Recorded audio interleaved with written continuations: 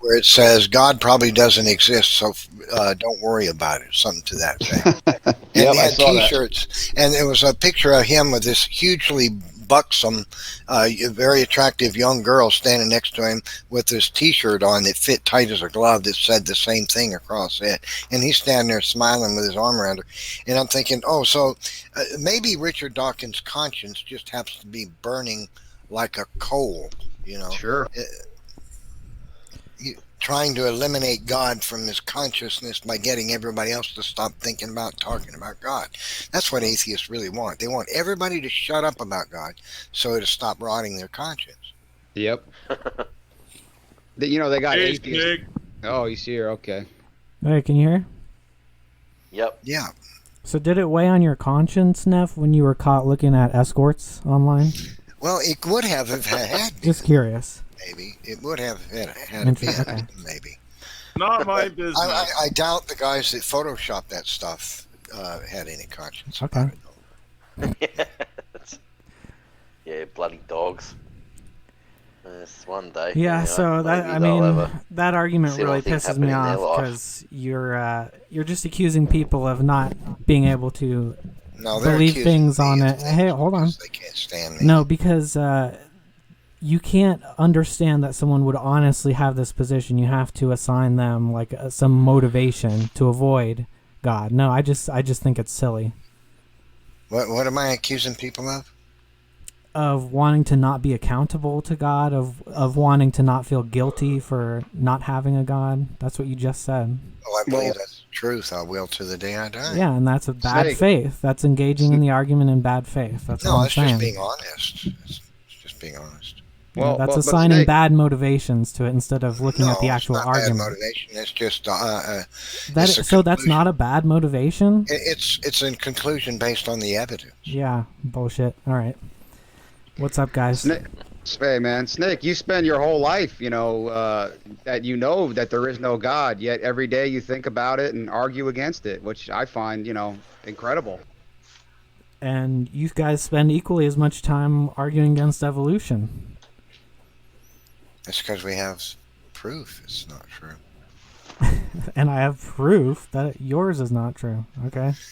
Great. Well, if what you say is Yeah, we true, said- Focusing on something, molecules- trying to debunk it molecules- doesn't mean you believe it. That's all I'm well, saying.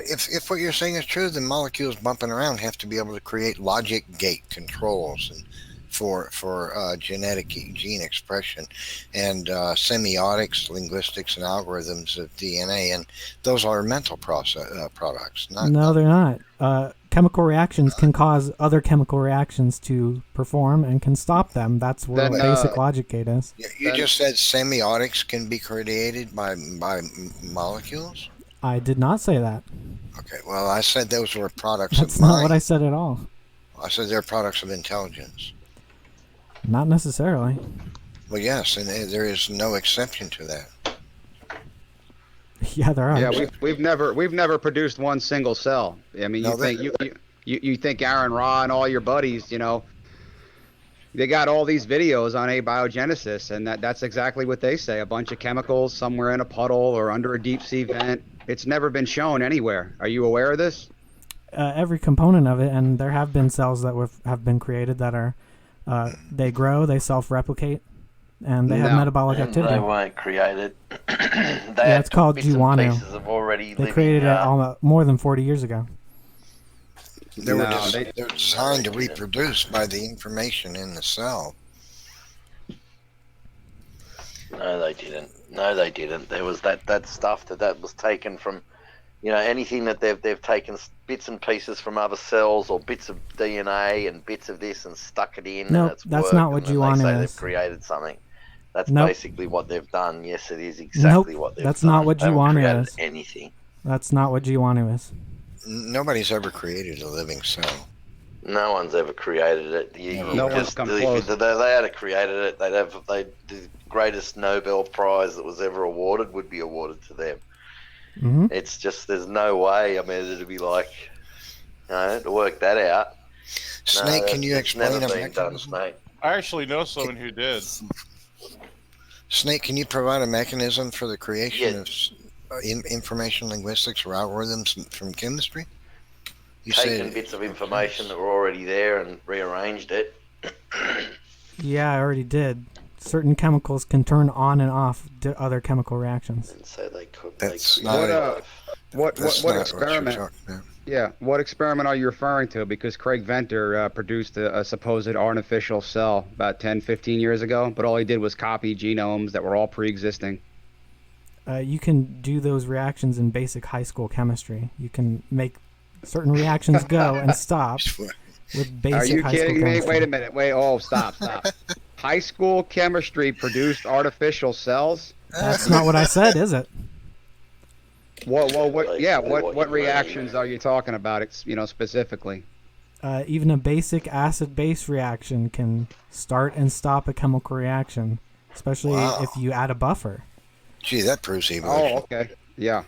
Yeah, So so when you're you're asking for calculating- how you can create a logic gate. That's a basic logic gate with just chemicals. No, Sorry. no, that's not a logic gate. Yeah, it is. No, It and there are functions the very- same. No, it doesn't. Yes, there it are very, does. very complex logic gates in cells that regulate gene Yeah. networks. More If you look complex at than the is needed. schematics, Kunda. if you look at the schematic of one of them, it looks just like it just looks just like an electronic circuit board schematic. It's amazing. Blow your mind. Yeah, you know this is a fallacy, right? Wait, are you saying it's not true that the logic, the diagrams of the logic gates of biological gene expression and embryonic development don't look very much like the circuitry in a motherboard with its logic circuits? They're much more complex, which means that they probably weren't designed because they're more complex than needed. Okay, so the Simplicity is a hallmark of complexity- design. Right. But it's a You- fallacy. oh, What I complexity. said was it's a Yeah, fallacy Snake. to say that we don't know how it happened, therefore God did it. No. Well, we don't Snake. know how it happened. RNA is designed by intelligent chemists that use all kinds of strict protocols and procedures that aren't found in the natural world. No, you can make it Yes. polymerized just by putting it next to clay. Absolutely not. Do you know that Yes. those chemicals have to be purified? That you wait a minute. You just think they're taking a bunch of chemicals and amino acids and dumping them in a test tube or on some clay and out comes RNA? You're That would delusional. still be They intelligent. drip it onto design, it. No, it doesn't. They have to be prepared in a certain way. Even if it was only And that. so, Yeah, well, that requires intelligent So- input and manipulation that does not relate to natural chemistry. okay, so RNA is being experiments engineered. experiments can't represent natural processes. Okay, got it. Say that again. I couldn't hear you. So you're claiming experiments cannot represent natural processes. The Oh, level how's of it control, the level of control has to relate to the natural world. Fuzz Rana just debated your buddy Aaron Ra on that, and he dodged all the RNA world problems. By the way, He's my buddy. I want to be friends with Aaron Ra. well, he's your delusional You're a leader. liar. He's my You're a leader. liar. I see you on his channel commenting, Snake. You're all over his channel, Hey man. Jason, are you bad faith, dishonest, and false? Over what? Over what, man? Bad faith, dishonest, and false. He calls me. Yeah. Yeah. So how come you don't know They're how to allowed spell to criticize flies us, or but we- jeans? I'm really No, I'll curious. get back to the Is RNA it because world you because is Snake. it just bad technology? Snake, do you know the RNA world is filled with problems? I can send you plenty of papers on it. RNA world itself does not solve the whole problem. No. It doesn't solve step one. But again, RNA is being engineered. RNA is being engineered by intelligent chemists. It's not forming just on clay. You think they're taking a bunch of chemicals and just dumping them on clay and out comes RNA? Is that what you think? It polymerizes on the clay. How are those molecules prepared? Are they purified by an intelligent agent? I doubt you even know, man. Do you even know how these experiments work? Get the paper on it and we'll go into detail, deep detail. Yep. Man can't begin to create what God has created. Why did God create it so badly then? Well, why don't you redesign it? Aaron Ra makes the same silly argument about the eye. I want to see him go into a surgical hospital and recreate an eyeball. Yeah, if it's so badly designed, why is it so vastly more complex than anything man can make? And why does it take so much study to figure out the smallest amount of what it does? Because no Right, one has fix to it. keep track of it. Okay, can you No, they redesign can an keep eyeball? track of it. They can. Doesn't They can. require any computing power. Oh, there certainly is a No, computer. no, The you don't genome run is out of a room. The genome is a Yeah. computer. You don't. You can just keep adding to it. You don't run Who out of can keep processing adding to power. it? If you keep Who running can- more and more programs on a computer, it's going to short out. Who can keep adding to the genome? How It did that can get computer get there larger. in the first place? How did that computer get there in the first place? The computer was designed. Oh, therefore everything was designed, right? No, living things are. You're going to go into the snowflake Because you argument? read it in Is a that what book? you're going to do? You're going to go into, yeah, a book was, of course. I could automatically look at a book and know that something more intelligent wrote it. Something had to be intelligent to write it. Could a book write itself? Yeah, if you put it through the right selection process. Wow. What? I know. Monkeys could build typewriters, right? They would throw the parts all over the floor and crap everywhere. So molecules Yeah, you bumping clearly into each don't other understand can the create argument at mental all. properties? Molecules bumping around can create mental products of mind? You just assume that it's a mental product. Well, no. Well, how else would a book form? Snake algorithms require intentionality because No, they don't. they require forward thinking to create an algorithm. No, they don't. Okay, so why don't you ask a computer programmer if forward thinking is necessary for the creation of an algorithm? Okay. Snake, you know what? I'm going to be honest with you. You spout more BS than any evolutionist I've ever encountered. You Cool. have the craziest ideas. You say things that most evolutionists wouldn't dare to say because they don't want to look stupid. Cool. So the RNA And world. you are so the just to embarrassment of the conclude- creationist community. No, I'm serious. Likewise, You just whatever. got through telling us that algorithms don't require forward thinking Yeah, they to be don't. created. That's amazing, guys. You heard it. You heard it. Yeah. And the RNA world requires no intelligent manipulation. You don't even know what those That's papers like say. that's I bet. like he sees a compost heap and someone designed it, but he sees a man and he says, "No, that was an accident." Snake, Yeah, can you that tell which us what has Snake? been asserted? Snake, That which has been asserted without evidence can be dismissed without evidence. okay, can you tell us all what RNA is made up of? Yeah. Okay, what? Do you not know? Yeah, tell us. What do you want to Educate us, know? A because- nucleotide? Do you want Yeah. to know what chemicals Yes, are I in a want to nucleotide? know the sugar is the. Yeah, tell me. Yeah, tell us, because we're all dumb creationists. We don't know anything. You know about these RNA world experiments, how they just form on clay. Tell us how this works. How what works? You leapt Am from I speaking what's Chinese? the am no, you're I just speaking leaping all Chinese? over the place. You're gish galloping. Which do you want me to tell you? The chemical composition of an Tell me RNA or both. how it polymerizes? Yeah, tell me both. So you don't know. You don't know that there's oxygen, phosphorus, carbon, hydrogen, nitrogen. Right. Tell me how it forms on the clay. Because How it Fuzz Rana polymerizes just on the told. clay. Yeah. Did you watch the debate with Fuzz Rana and Aaron Ra on the RNA world problems? I can give you the timestamp Nope. where Aaron Ra was silent. He sat there silent. It's an hour and 23 minutes. I should call the Guinness Book of Records. Yeah, Aaron he Ra was totally silent. Yeah, because you had a PhD going up against Aaron Ra on the RNA. Yeah, he had no answers, and he sat there silent. So I'd like to hear your answer, because Aaron Ra didn't have an answer. So, what the clay does is it binds the individual nucleotides, and so that they can't move when they repel each other, and it neutralizes the charges that repel each other because of the chemical composition of the clay, changes the physical orientation of the atoms within the nucleotide. And when those are close enough together, the fact that the neutralization of charges is now in place, they no longer repel each other, and they automatically locked together. And who That's how it activated works. those? Who activated those? Were activated nucleotides. Do you know how that procedure is done with UV radiation? Guess what? The Guess sun what? emits UV radiation naturally. Okay. You're gonna have that on a deep sea vent. Not every. Because that's what Aaron Ra embarrassed himself and said that the RNA world could happen under a deep sea vent. Some parts of abiogenesis can happen in a deep sea vent. Yes. Well, that's what they believe. Snake, let me ask you a question. Do you know what an algorithm is? Mm-hmm. Can you tell us what an When do algorithm I get a question? Well, I answer mine, and I'd be happy to let you ask all the questions you like. Can you tell us what an algorithm is? Let me tell you. Okay, Webster's dictionary. A procedure for solving a mathematical problem, as of finding the greatest common divisor in a finite number of steps that frequently involves repetition of an operation. Now let's read that again slowly. A procedure, that means steps are laid out in order, for solving a mathematical problem, that means there's a solution that is sought. Okay, these are mental processes, Snake.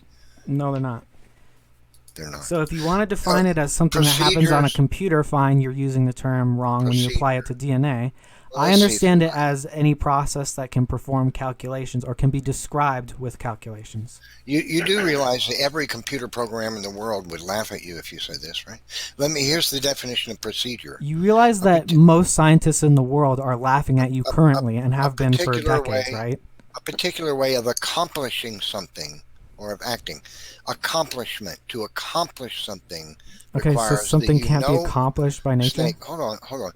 To accomplish something implies that you know of something that needs to be done and you set out to do so. Matter doesn't do that. So you're playing word games now. No, I'm describing. So something happens, therefore it was a pre-planned accomplishment? You know where it's leading. Snake, evolutionists are word denialists. Snake, no, you're trying to sneak it in by using slippery language. Snake, do you know that James Tour just debated Lee Cronin, top origin of life researcher, and he had no answers? And he admitted that he uses Why do you keep throwing other people at me? I don't care. Okay, well, then why are you here debating us then, if you don't care? You just want to have Because I'm not those other people. I don't care what someone else has said. I'm telling you that a top origin of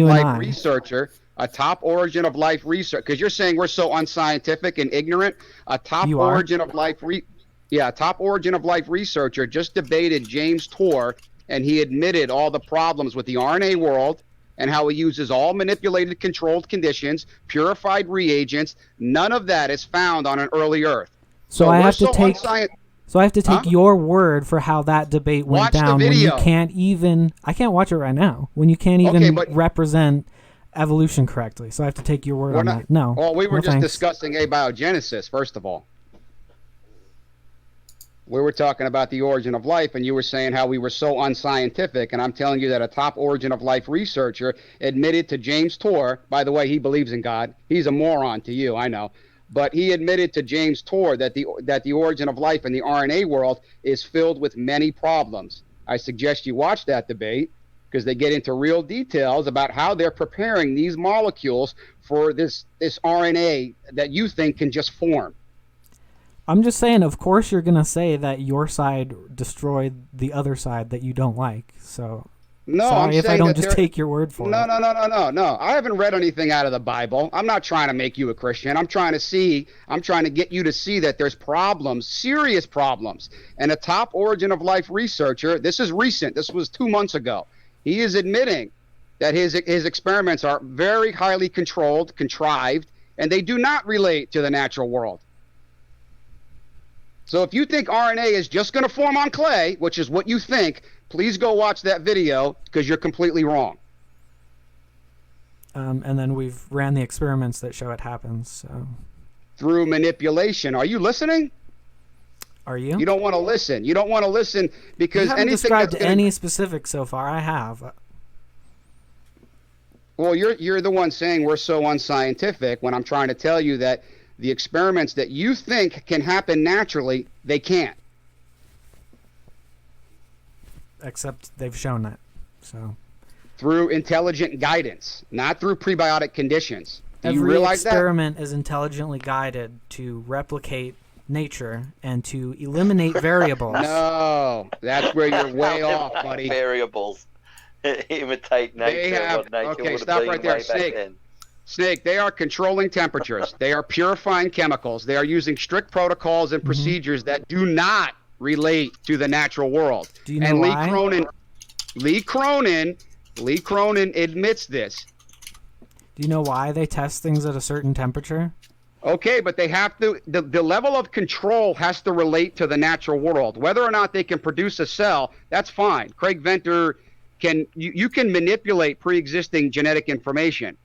But if you want to relate that to abiogenesis, it has to relate to natural chemistry, and they're not doing that. Craig Venter has nothing to do with abiogenesis. Right, but I'm giving you examples, man, of of how they're trying to engineer genetic information in the lab. They're not doing Venter's it through. experiment doesn't have anything to do with abiogenesis. Okay, well then watch the video with Cronin and James Torr, because they get into details about all these problems that you think aren't a problem. Lee Cronin, James Tour. If you link that, I could find it easier, but I have no way of All right, commenting I'll on find it. Oh, At this you can point. find it Find easily. later. Lee. I mean, if Well, you, I'm going to have if you, to watch back on this okay, and find the I exact think, timestamp. yeah, John, do you want to tell Snake about the shelf life of RNA and how it's not just going to sit around?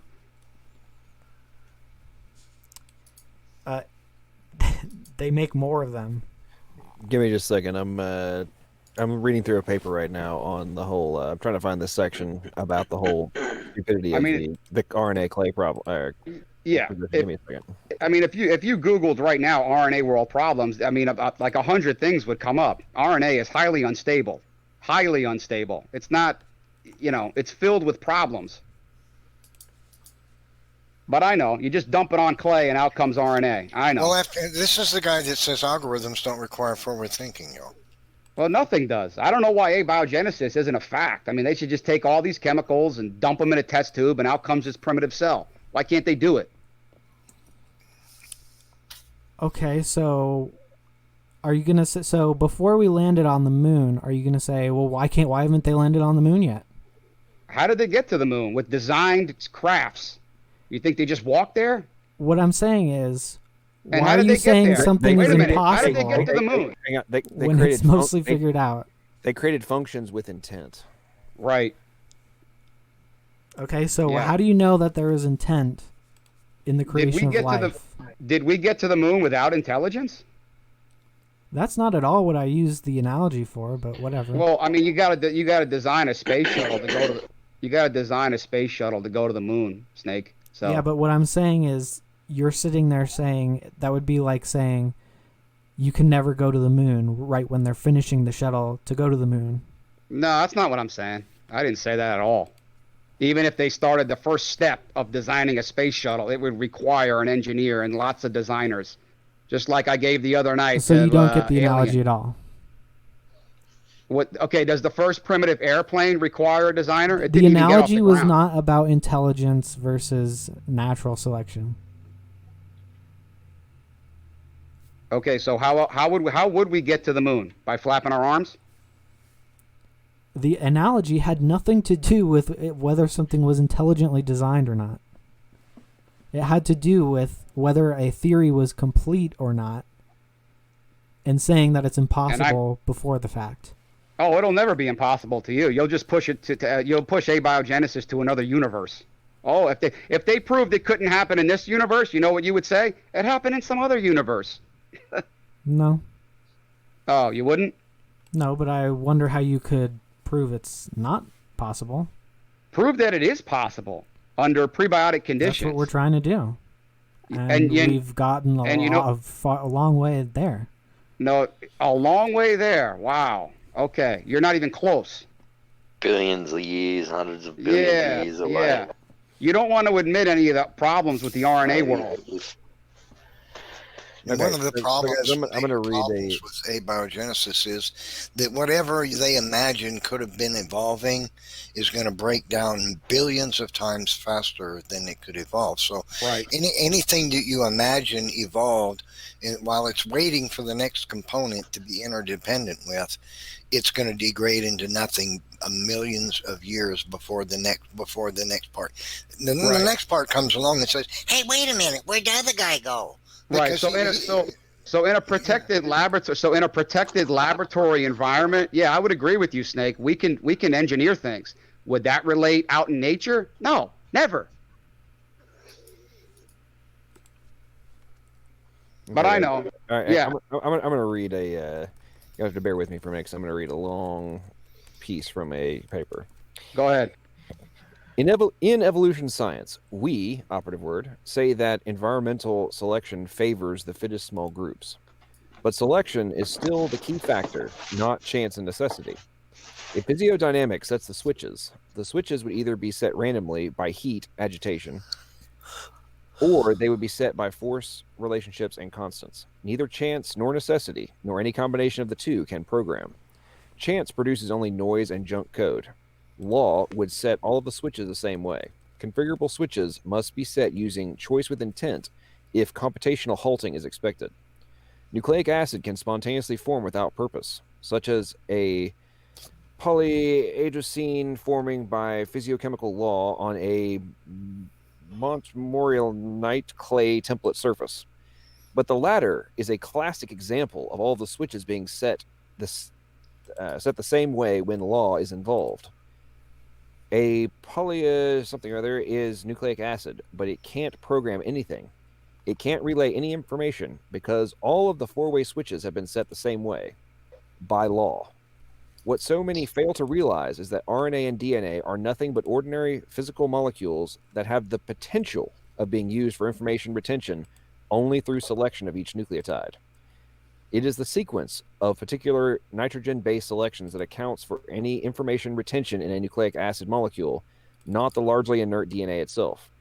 Prescriptive information is not physiodynamic. It is formal, though it can be instantiated into a physical medium using dynamically inert configurable switches.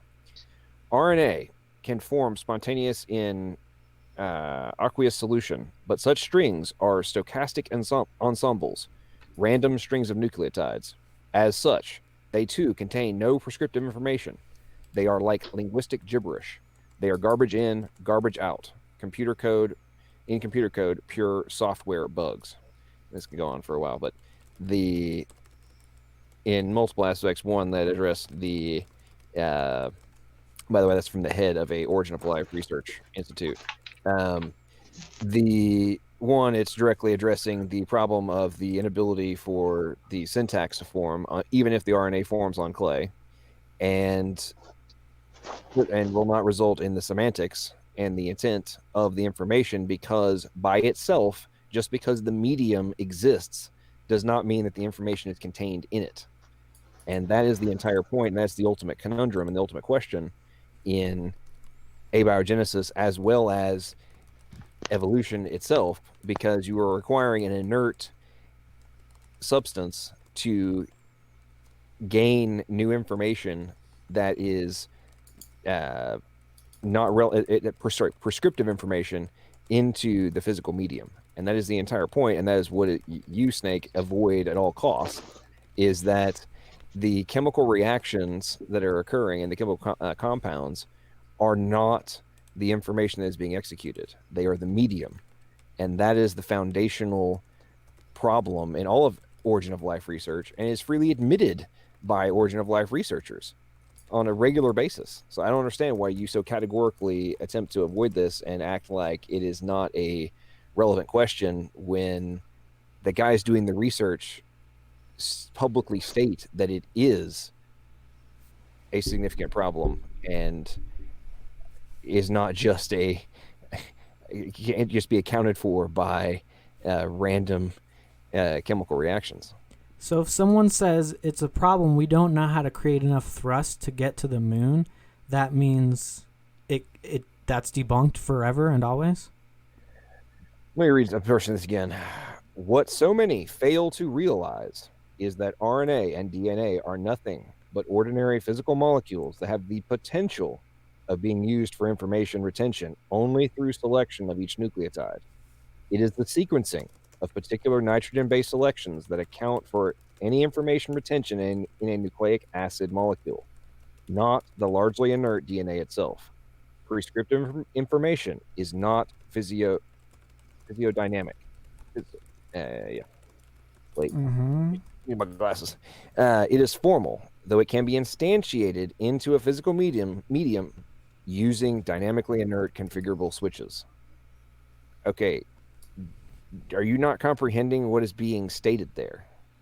Only through selection of each nucleotide does it have the sequence that accounts for information. because it's not the molecule itself; it's the sequence. And who's doing the sequencing? An intelligent agent. Do you know how these experiments even Guess work, what? man? Guess what? We can randomize sequencing, and it still produces functions. No, it doesn't. Yes, you it have does. To have, you have to have something that can function in life. No. So if you can get a... Did you listen to what he said? So there are several experiments which produce random sequences of RNA, and they have and some of them have the function of creating nucleotides out of sugars. And they can be, and after 10 rounds of selection, they can be made far more complex and far more efficient, just randomly. Okay. Yeah. Okay, you do realize that there's a. Oh, God. Okay, that does not mean that there is That prescriptive information. Blows your claim out of the water. No, it does not. There is no prescriptive information in what you're referring to. And yet it still has a function that's highly relevant. It does not have a function that results in a executable protein sequence. It has a function that results. What it is functioning as a protein. What does a protein do? Proteins are typically enzymes, and ribozymes, which are made of RNA, can function as enzymes. Okay. Complexity cannot compute. Although a robust mathematical definition of complexity exists, much to our chagrin, complexity has absolutely nothing to do with function. Yet, more often than not, we appeal to complexity as an explanation of computational life origin processes. Algorithmic function, primordial biocybernetics, and initial organization are what we are hoping to explain. Mere complexity provides no mechanism for any of these three. Computation is formal, not physical. Both computation and any form of algorithmic optimization require efficacious decision node selections. When these selections are made randomly, computational halting has never been observed to arise. Sophisticated algorithmic optimization has never been achieved by chance. Function must be selected for at the logic gate programming level prior to the realization of that function. Selection of fittest functions is always after the fact of any computational success. This is called the gene selection principle. Natural selection favors only the fittest already computed phenotypes. Yet selection must occur at the logic gate level of genetic programming. Configurable switches are set in stone with rigid covalent bonds before folding begins.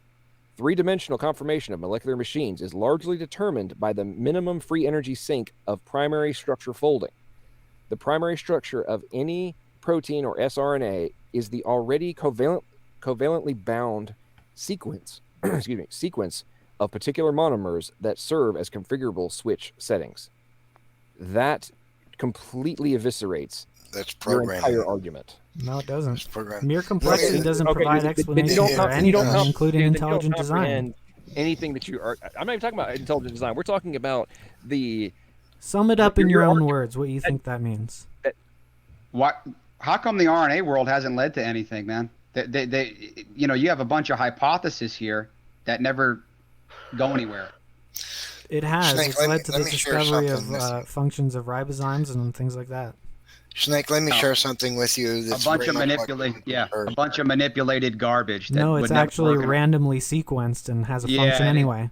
Right. Okay. I'll send you the papers. And unlike any of you who have asked for papers and you never send them to me. Let me share something with you, Snake. Very much like what you heard read to you. This is from a science paper published in 2012. It's called Dichotomy in the Definition of Prescriptive Information Suggests Both Prescribed Data and Prescribed Algorithms. Biosomatics Applications in Genomic Systems. Okay, so this is what the authors state. They say, functional information has now been formalized in two sets: descriptive information and prescriptive information. The formalization of definitions precludes the prevailing conclusion of information systems terms in the literature. The more specific and accurate term, prescriptive information, has been championed by Abel to Abel is a man, to define the source and nature of programming controls, regulatory and algorithmic processes. Such prescriptions are ubiquitously instantiated into all known living cells. Prescriptive information instructs and produces formal function in such a way as to organize and institute a prescribed set of logic gate programming choices. Without such steering of physiochemical interactions by choice, contingent, causation, and control, metabolic pathways and cycles would be impossible to integrate into a cooperative and holistic metabolism. The organizing principle states that non-trivial formal organization can only be produced by choice, contingent, causation, and control. So what they're saying is that what we find in the cell, what we find in the, I'll read the title again in a moment. What they're saying is found in the cells is this: functional information, which is descriptive information, and prescriptive information, and it operates with choice, contingent, causation, and control. In other words, choices are in it. Just like an algorithm, if A is greater than B, then go do C. You see, that's algorithmic, right? Choices are involved. All right. What do you got for that? Choices are involved. And also the ribosome, and from the same paper, they describe that the operations of the algorithm is of the ribosome machine as it's putting together the amino acids to make a protein, or also uses logic gate controls. It's called the R-algorithm, the R algorithm, and it operates with choice contingent controls. So actually, the ribosome machine that makes your proteins, it operates with algorithmic processes as well. Now, can you tell us how choice, contingent, causation, and control can be produced by unintelligent matter without a mind? Yes. Seeing as how I don't think you've taken very advanced chemistry, you wouldn't understand what a acid-base buffer reaction. Hold on. About chemistry than you and I ever will, I promise. What are you reading this from, by the way? This is from, I'll Is give this a you the creationist title. website? It's called, no, this is a secular paper. It's called Dichotomy, and that means it's a problem, dichotomy. Dichotomy in the definition of prescriptive information suggests both prescribed data and prescriptive algorithms, biosemiotics applications in genomic systems. Yeah, this Paul, is published in Theoretical Biology and Medical Modeling Journal. So let me explain something. If A is greater than B, then X, this can happen with simple acid-base buffer reactions. So the question was, choice, contingent, causation, and control is how biology functions, much of the biology going on in a cell, by prescriptive information. Now, prescriptive information means I'm going to provide you for some information that explains how to do a thing. That's why to prescribe something, not describe, but to prescribe. See, somebody can come along and say, somebody sits down on the table in front of two people. I want you to describe what you see. And then turns to the other guy and says, I want you to prescribe how to make what you see. So there's a big difference, you see. So you're talking about genetic instructions, is not descriptive, it's prescriptive. In other words, it's a set of instructions on how to assemble something.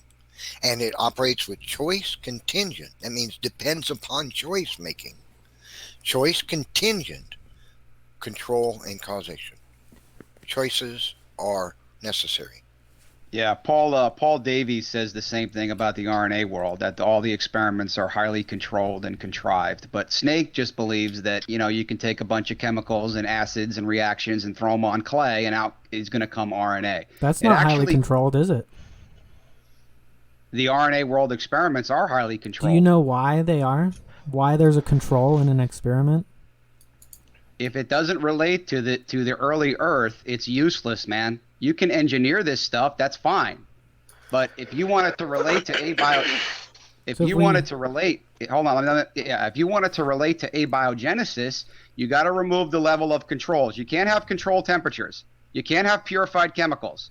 You can't have all this stuff. You can't have your strict protocols. You cannot have that. And I will send you a link to that. Even though those variables exist in nature. No, they don't. You're not going to have all purified chemicals, activated nucleotides. You are not going to have that in nature. You Sure are you are. delusional. That clay actually exists in very pure forms most around the world in large quantities. Wrong. And there are very stable temperatures around the world as well, at high temperatures and low temperatures. On the early Earth? And usually No, it requires temperature cycling. You're dreaming. Because Fuzz Rana just called out Aaron Ra on that, and he didn't have an answer. They were talking about temperatures and how this clay is prepared. So you're wrong. So is there a place on Earth where that temperature cannot exist? No, because the experiment, like I said earlier, you have to use UV radiation at certain steps, and the experiment has to be stopped and then started again. So your RNA molecules don't on Earth? Your RNA molecules don't get destroyed. When you run these experiments, they're highly unstable for your molecules. They quickly break down. So no, you have to have an intelligent chemist running these experiments in the proper way in order to get the desired results. It just so happens that it all falls into place when chemically. It doesn't. No, you're dreaming. Yeah, it happens chemically, but you're dreaming, but somehow dude. you need an intelligence to put them together. What's that? It all chemically binds and creates what we're looking at, but somehow it doesn't. Only an intelligent person can put it together. Well, where are you going to get activated nucleotides? Where are you going to get purified reagents? You're never going to get all this stuff in pure form. Lee Cronin admits it. I'll give you the timestamp on that video where he uses chemicals that would never, I'll say it again, never be found on the early Earth. Please do give me the timestamp and the video. Sure. I think it's at 39 minutes, Lee Cronin and James Torr. Check that out. You can check it out right now. And so I gave you an example of if A is greater than B, then X can happen. That happens with basic chemistry. And no, there are also... No, it doesn't require a mind. If statements require intelligence. No, it doesn't. Yes. No. If. Yeah, no is not an answer. No. That's all you're saying, dude. Let me share something. Yeah, I don't have the burden of proof. You do. Let me share something. And I wasn't done since you interrupted me. And spontaneous networks conform that that they are cooperative, and network is a product of intelligence. No, it's not. It forms spontaneously without intelligence and self-perpetuates. Never. Let me share something with you that James Tour said. Oh, never. I have the proof. And it's not true. Dr. James Tour said you make assertions without backup, and I say no because you have no evidence, and I make assertions that are backed by evidence, and you just say never. No. Just reflexively because you don't want it to be true. No, because it isn't true. Here's something. I'll show you what. I'll give you the link. Well, you can do that in just a minute. I'll do it right now because I have it right. Will you do that while I'm reading this? And when you guys say you'll send me something, you never do. This is something James Tour said in a KPRZ radio interview. I saw a message earlier, Snake. James Tour said this. He said, speaking of Francis Collins, director of the Human Genome Project, he said this. He says the mechanism is available, and I asked him for the articles of the mechanism, and what he sent me was 2 articles that showed a bunch of fish heads. That means nothing to the chemist. When we say mechanism, we have to be able to show with the chemistry at which you get the changes. There is no model for the chemistry of changes. If you want to change genes at the genome level, you have to have something that is going to do this. So in other words, your genes are going to be your genes are going to code for proteins that you're going to do the assembly for the organism. You have to get that change at the genomic level to do that sort of body plan change, to change one group into another. Of all the all that is based in biochemistry, you have to show the mechanism, he says, and it's not there. Now he says this also in that same discussion. You have to deal with four basic classes of compounds: nucleic acids, proteins, carbohydrates, and lipids. These four classes of molecules is what you need for life, and you have to show it. We have no understanding of how those formed. Now, did you hear what we just said? We have no understanding of how those formed. People have put things together in a laboratory in very high concentrations and said, hey, I got an amino acid. But that means absolutely nothing. Not only was it not chiral, but it came in a broad mix of many of them. And then amino acids don't hook together to form a protein without other enzymes, so it doesn't go together. So it's impossible? Even having the amino acids doesn't give you life, doesn't give you the assembly of life. Many people grossly misunderstand the results of an experiment in the 1950s by Miller and Urey that made a few different classes of impurities of amino acids, but that doesn't give you all the classes and doesn't give you the chirality you need. What happens at the organic reaction is the impurities kill the reactions for the next step. You can't build up impurities upon impurities. In other words, the process that they try to create in laboratory to show abiogenesis is true creates stuff that ruins the process for the next step. In other words, it will never happen. TARS and racemic mixtures. That's right. Yet cell membranes form spontaneously and create that barrier. And guess what? Guess what? The sugars that nucleotides are made out of are the most permeable to those membranes. Did you hear what this guy just said? There's 40,000 different lipids just have been identified in the cell wall alone, and that's only the ones they've identified. 40,000 different lipids, and then you got many more times carbohydrates. Because go on. The sugars that are made up, that nucleotides are made of, riboses, the carbohydrates are even more complex than DNA. Are the most permeable to lipid membranes. It just so happens that that's possible. Now, if God designed all this, why wouldn't he make things out of the least permeable thing, the least plausible thing? Snake, do you realize you just said a cell membranes form naturally in a laboratory? I said lipid membranes. No. You said cell membrane. Okay, well, lipid membranes, which is what cell membranes are mostly made out of, form spontaneously and can keep out impurities, but they're selectively permeable. It's got a carbohydrate layer and then another lipid layer with proteins that run through the whole lot, letting things in and out. So that's a modern cell. And the carbohydrates are more that's a modern complex cell. than DNA. Correct. That's a modern cell. That's the only kind we know about. So you do realize that the lipid sphere you're talking about is an order of magnitude less complex than a real cell membrane. That's what we're studying when we're studying abiogenesis. Orders of magnitude much simpler. Tens of thousands of orders of magnitude much simpler. I'm talking, Neff. Orders of magnitude much simpler than a modern cell. You're correct. We're talking about the simplest possible cell.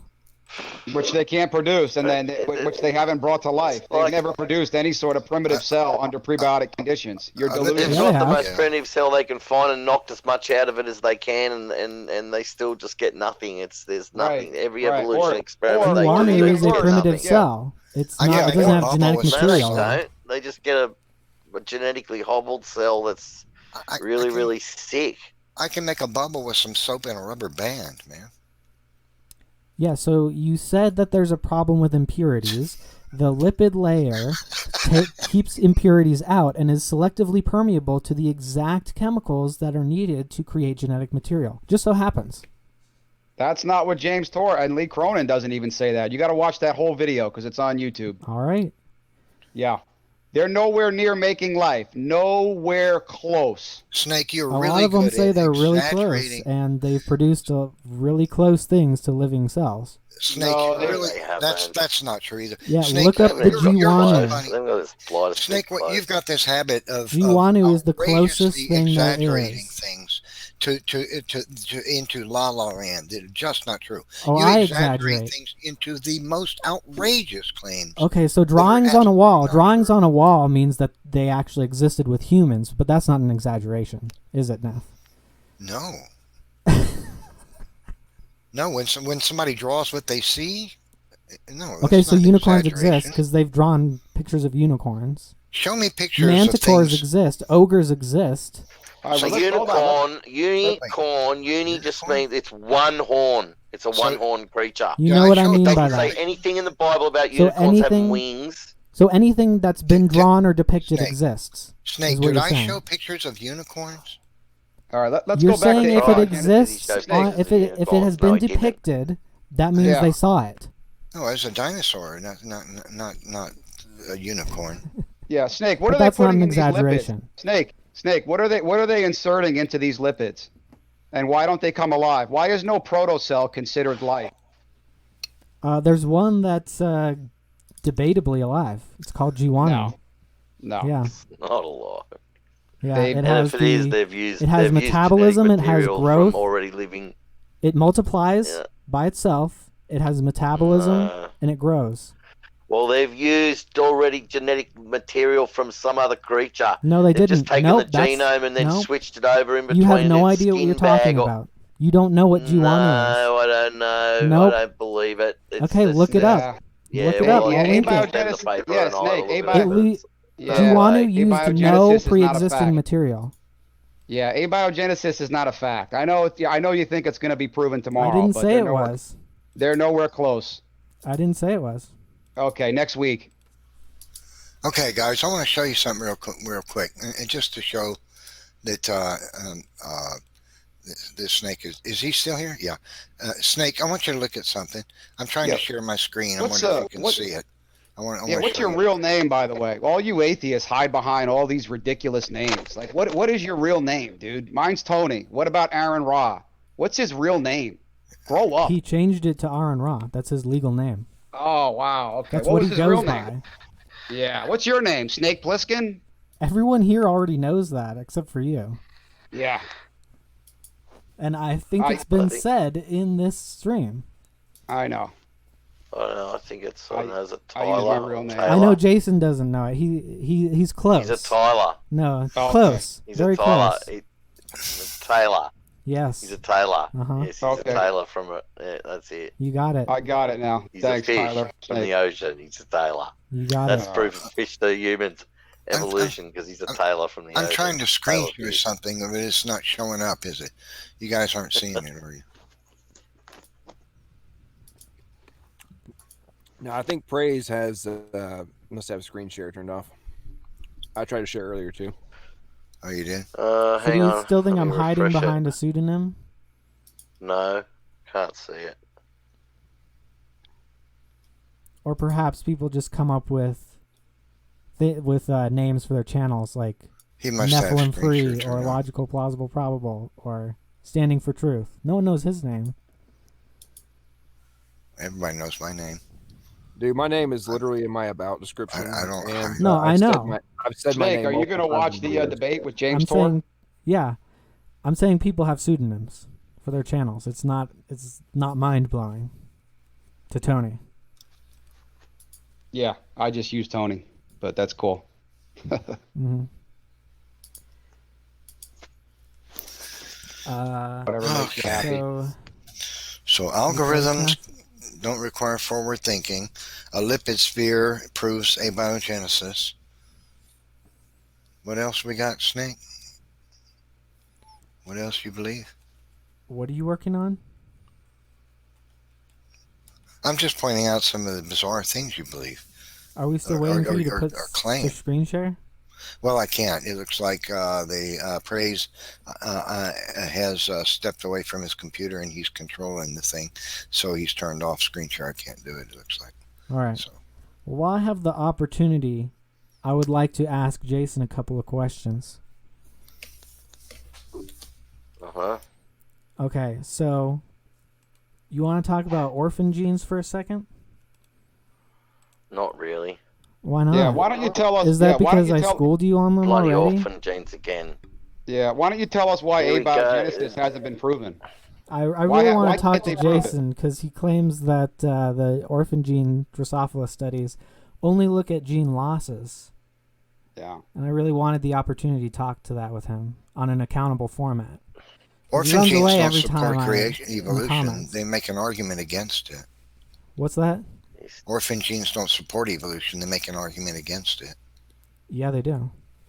No, because there are all these gobs of genes that have no ancestry, that they can't find any alleged ancestors for in the antecedent, the creature that allegedly come from them. They just pop into existence from nowhere.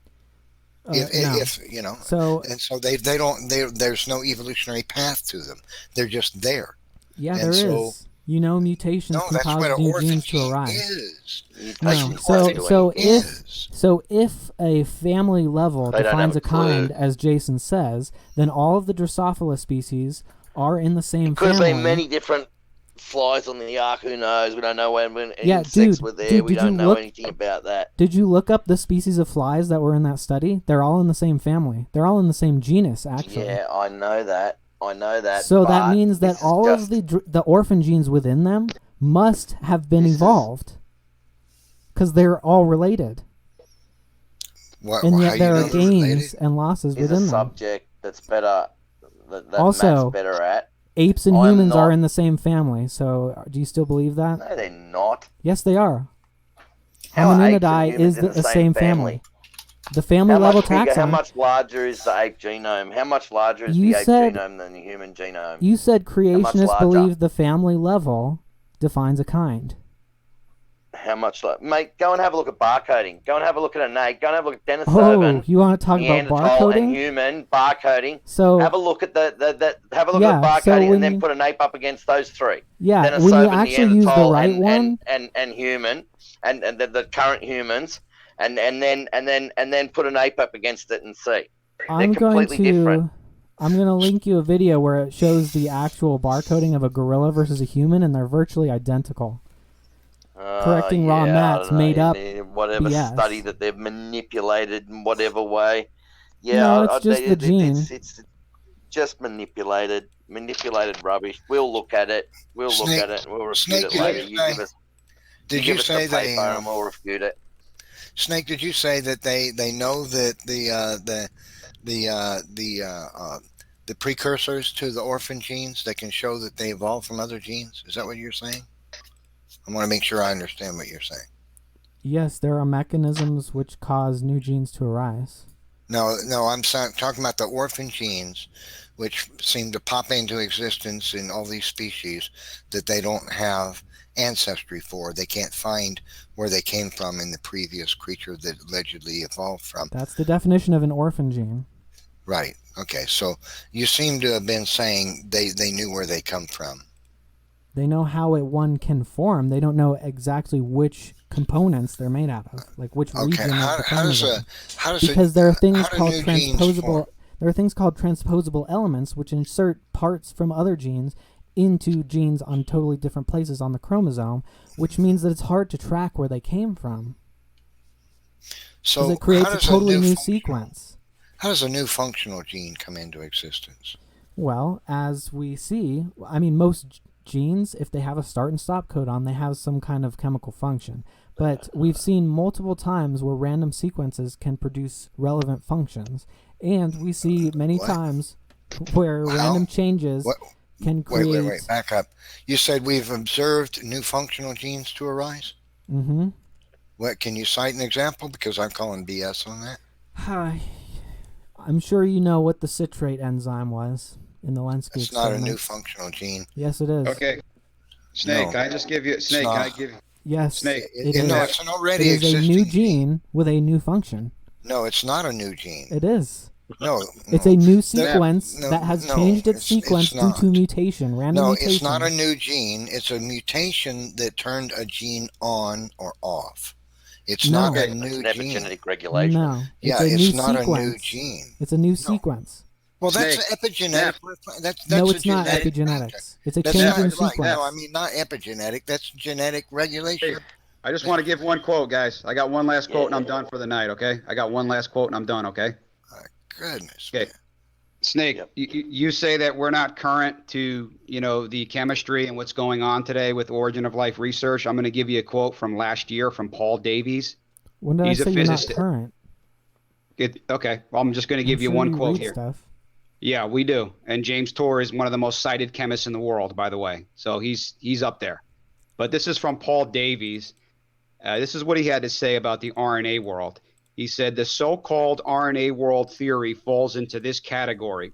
Though these studies are instructive, they are very contrived and require carefully managed human intervention to prepare the materials to do the selecting to accomplish anything.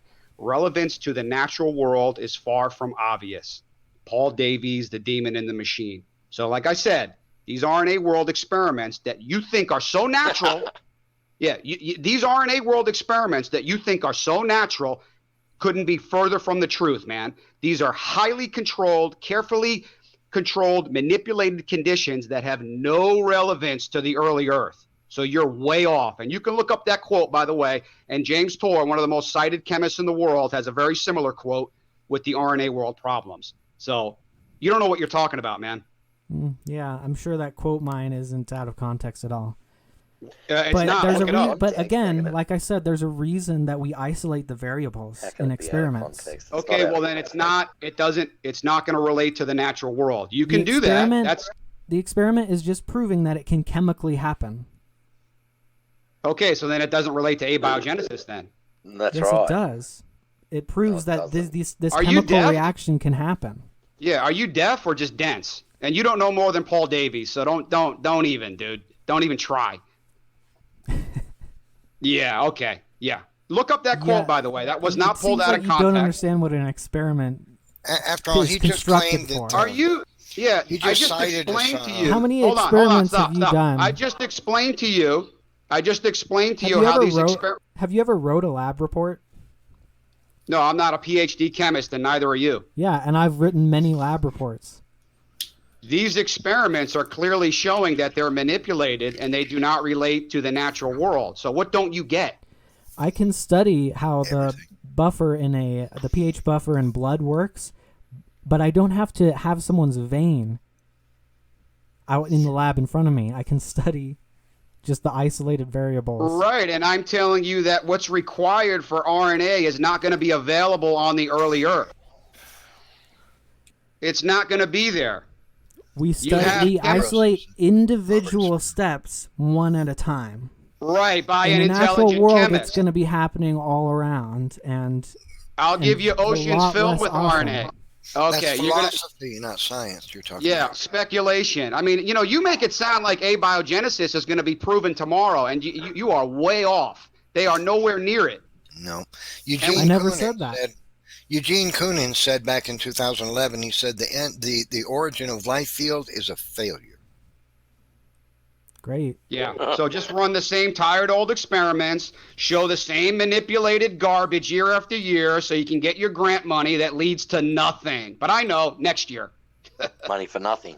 So if it does happen, will you change your tune? Absolutely. I'll become an atheist tomorrow. If you could Don't- prove abiogenesis, absolutely. Hey, by the way, would you Has ever nothing to do become with a atheism. Christian? Safe bet. Yeah. Would you ever believe in a designer? Would you ever believe in a designer? Sure. Okay. But these things, You're never going to lose that bet. abiogenesis shouldn't disprove a god. You shouldn't become an atheist just because abiogenesis has been proved, or because evolution has been proved. That's a huge step. That's a It massive can never hurdle. be proved. I'm not saying that it has been proved. I'm Disproved. saying if it's been proved, you shouldn't therefore become an atheist. Why wouldn't you acknowledge Never the be proven problem? or Hold disproven. it, Snake. Why wouldn't you acknowledge the problems and all the manipulated conditions that they're using? I'm citing experts, by the way, people way above me and you, way above your buddy Aaron Ra, and they're saying that these experiments don't relate to the natural world. So why would you? I mean, you're trying to argue experts. Because I can quote mine other experts who say the opposite thing, who say they're going to figure it out within their lifetimes. Yeah, with no intelligence involved. Lee Cronin Yeah. admits this as well. He's a top guy. Do you know Okay, who Robert well, guess Shapiro what? is? Maybe Yeah. some scientists think they're closer than other scientists. Okay. Yeah. That's why I So- don't really use quote mines, because it's So who not do you- useful. So who do you believe? Richard Dawkins, Lawrence Krauss, Aaron Ra. I don't right? believe All in these- who's.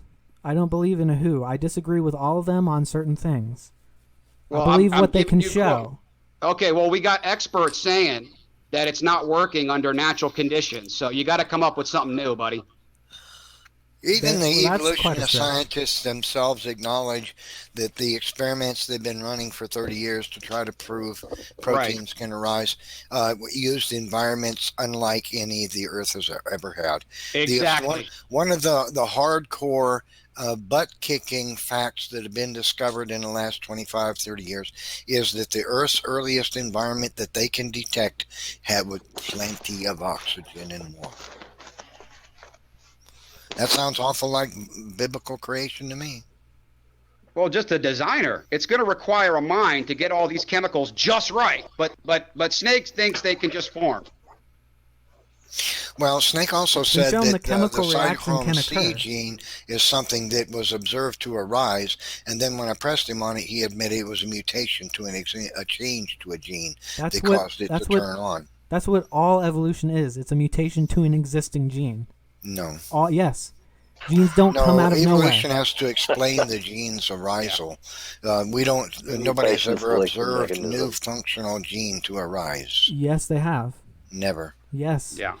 It's Cite been one. well documented. Your Cite it. denial doesn't Yeah. mean Snake's the anything. expert. Snake's the Cite it. expert. Snake is the expert and the authority. Cite a new functional gene that's been observed to I arise. already did. The citrate enzyme No, is a you modification. admitted that a mutation Hold on. to an You asked me to existing cite it. gene You asked me to cite it. caused the function. A You asked me to mutation cite an it. existing gene. You asked me to cite You it, then didn't interrupted cite a me. new functional gene. You asked me to cite it, then interrupted me. No, you just what you Shut said up, is Juno, and get out of the kitchen! you said a mutation occurred to an existing gene. The citrate enzyme. That's not a new gene. That's how all evolution works, Nephilim. That's not a new functional gene. Yes, That's a mutation. if there is a Wait, change is- to an is let me a talk. change Let me to an talk for a existing second. gene? Hold on, I'm going to need to say something. If there is a change to the sequence, that is a new gene. No. Yes, it is. No. Okay, well that's what I'm going to call. No, that's what I'm calling. That's called Hold gene on. regulation. No. You turn on a gene No. or you Changing turn the a gene gene sequence. Changing the gene sequence is not gene regulation. No, that is called a Yes, mutation. That does happen.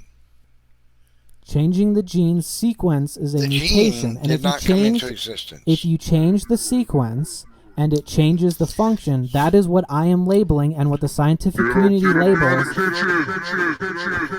as a new gene. Snake, let me That's try how to help new you genes understand form. something. That's the definition of a new gene. Snake, let me help you understand something. What don't you understand about what I just said? Well, listen to what I'm saying. The gene existed prior to the mutation. Is that correct? No, some parts of it No, existed. no. The gene existed. A mutation occurred, which caused Which it changed to- the gene's to- function. which caused it to allow utilization of vitamin C. Right. So Yeah, the it gene changed- existed, and it was mutated. The Right. mutation caused a change in function, which means a it's a new mutation- gene, A mutation to a gene occurred. Is that not correct? which changed it. That's true, and it Okay. changed its Okay, function, which means it's good. a new gene. Then a new gene did not come into being. An existing gene was changed by a genetic factor that That's how allowed it evolution to works. express the information that utilizes vitamin C. And yet it has Right. a new Okay, function and a then- new then- sequence. Then So you that's lied when you evolution. said a new gene was observed to come into existence. That's what we define as a new gene, because all No, it's genes are not. made from other genes. You just did, Snake, you dingbat. Listen, you just admitted it was an existing gene that had a mutation occurred to. That's how Not a evolution new works. You coming dingbat. into existence. Dork. That's how evolution Great works. Scots. All new genes are Great built from Scott. old Way. genes. Okay, All, guys. all new methylation or Hold on. diet, you know. I've had all enough new insanity genes- for a night. all I've new had genes enough are built insanity from for the old night. genes. I'm out of here. You guys Alright, deal with this DNF. guy. I who defeated claims a Nephilim. new gene was observed to come into existence. They said, well, there was a mutation to a gene. But did the Snake. gene Yeah, come into existence? that's how- No, it that's was how a new genes mutation form. to a gene. All right. That's exactly how it works. I'll see you guys. That's how You it guys works, have a man. good one. CNF. Sorry you Good don't night. understand it. Snake, if you want to watch that Cronin video, I'll come back on here. We'll do a full debate just on that video on the Lee Cronin James tour. Sure. Yeah. I'm down for these conversations anytime. Yeah. Okay. Just to let you know, Lee Cronin hasn't proven anything. And if you think I'm lying, please watch that debate, because everything I said was true. And the RNA world is filled with massive problems. You think that it's been solved somehow, or it's on its way to being solved. No. It's nowhere close. And again, the environments that they're showing do not, I don't know how to make this any more clear because it's not sinking into your head. You just don't understand my response. I know what you're saying. Yeah, the environments do not relate to the natural world. That's not going into your head. My response is not going into your head. We isolate the variables within the complex environments to see if these reactions can happen. And they can. Correct, but no, they cannot. That's what I'm trying to tell you. You're not going to get all this stuff in the right place at the right temperature, all at the right time, and it's not going to come together the way you think it does. Watch the video. You're completely wrong. Yeah, not at the same time. Well, then how are you going to get this primitive cell? It's not working, obviously. Because a couple billion years is not at the same time. This time is not the solution. By the way, James Tour goes into that. Your molecules break down. RNA is unstable. All your proteins are unstable. You're not going to get this stuff to just sit around in some chemical puddle. That's not what I said either. Wherever you want to put the origin of life, dude. Wherever you want to put it. It's got problems wherever it goes. Yeah, it doesn't seem like you'll understand my responses, but I'll still try. A top origin of life researcher is struggling and is So admitting therefore the problem. God did it. A designer? Yeah, that's plausible. Absolutely. Because of the information that's that we a fallacy, though, so I can't believe that. Okay, so how would you ever falsify abiogenesis? You never would. You'll just push it to another universe. Say we couldn't prove it here. What would Snake say? It happened in another unseen, untestable universe. That's where you're going to go. You can falsify specific hypotheses. It's not really a theory yet. Okay. Yeah, It's just a series of hypotheses. So you can you can falsify certain chemical reactions. Okay, so in the context of these little micro experiments, obviously, we know that a lipid has a chemical composition that causes its existence. There is literally chemical composition to everything. However, in chemistry, especially synthetic chemistry, the entire point is to force molecules to do things that are not the standard outcomes, which is what we see in biology on every single level, is non-normal outcomes that would not occur without all of these different control factors that govern the processes and equal the outcome. This is a known fact to anybody in biology and organic chemistry. Exactly. This is known beyond doubt. It's in every aspect of every organic material. And to take your argument that, hey, chemists might be able to figure out which chemicals put in a specific order in a specific context can potentially turn into a simpler form of this highly complex version is it kind of cracks me up, because it's like, for example, let's say you've got there's the secret of Coca-Cola, right? For years there was all the conversation about, hey, we got to reverse engineer Coca-Cola. Well, a chemist with enough time and enough drive could reverse engineer or come extraordinarily close to whatever the process is that they use for creating Coca-Cola, and i.e. Pepsi. It's not the exact same, but it's pretty close. They were able to figure out the different chemical compounds and processes and the heat and the timing and all that kind of stuff to create that end result of soda. When to insert the CO2 or the carbon and all the gases and stuff. However, I have a direct question for you. Is there any context in which you think that Coca-Cola could ever, and the chemical compounds and the chemical processes which are required for its existence, could they have ever happened without Dr. whatever his name was back in 1892, I think it was, when he created it? Yes or no? That was a long-winded question. Could you rephrase it? Or restate it? Without an intelligent agent, could the chemical processes which result in Coca-Cola ever occur by chance? I don't know. But the How could chemical you not know, properties, dude? because I don't study Coca-Cola. The Dude, chemical, I would say probably not, because the chemical properties of Coca-Cola aren't self-isolating. Right. You Like know what you got to lipids look up do? in the dictionary? You know what you got to look up? Denial. Because I don't know how Coca-Cola is. No, what no, Coca-Cola is Yeah, made so out it of. just formed naturally. Dude, that has nothing. It's not even comparable to what we're talking about. Exactly, because it's stupidly simple. Yes, it is. The point is It is that comparable to what we're talking about. I'm dumbing this down for you. Is what's happening right now. Is if it is not a reasonable conclusion, and I honestly, I dare you. You're in college, right? Still senior year. Something as simple as Coke. Okay.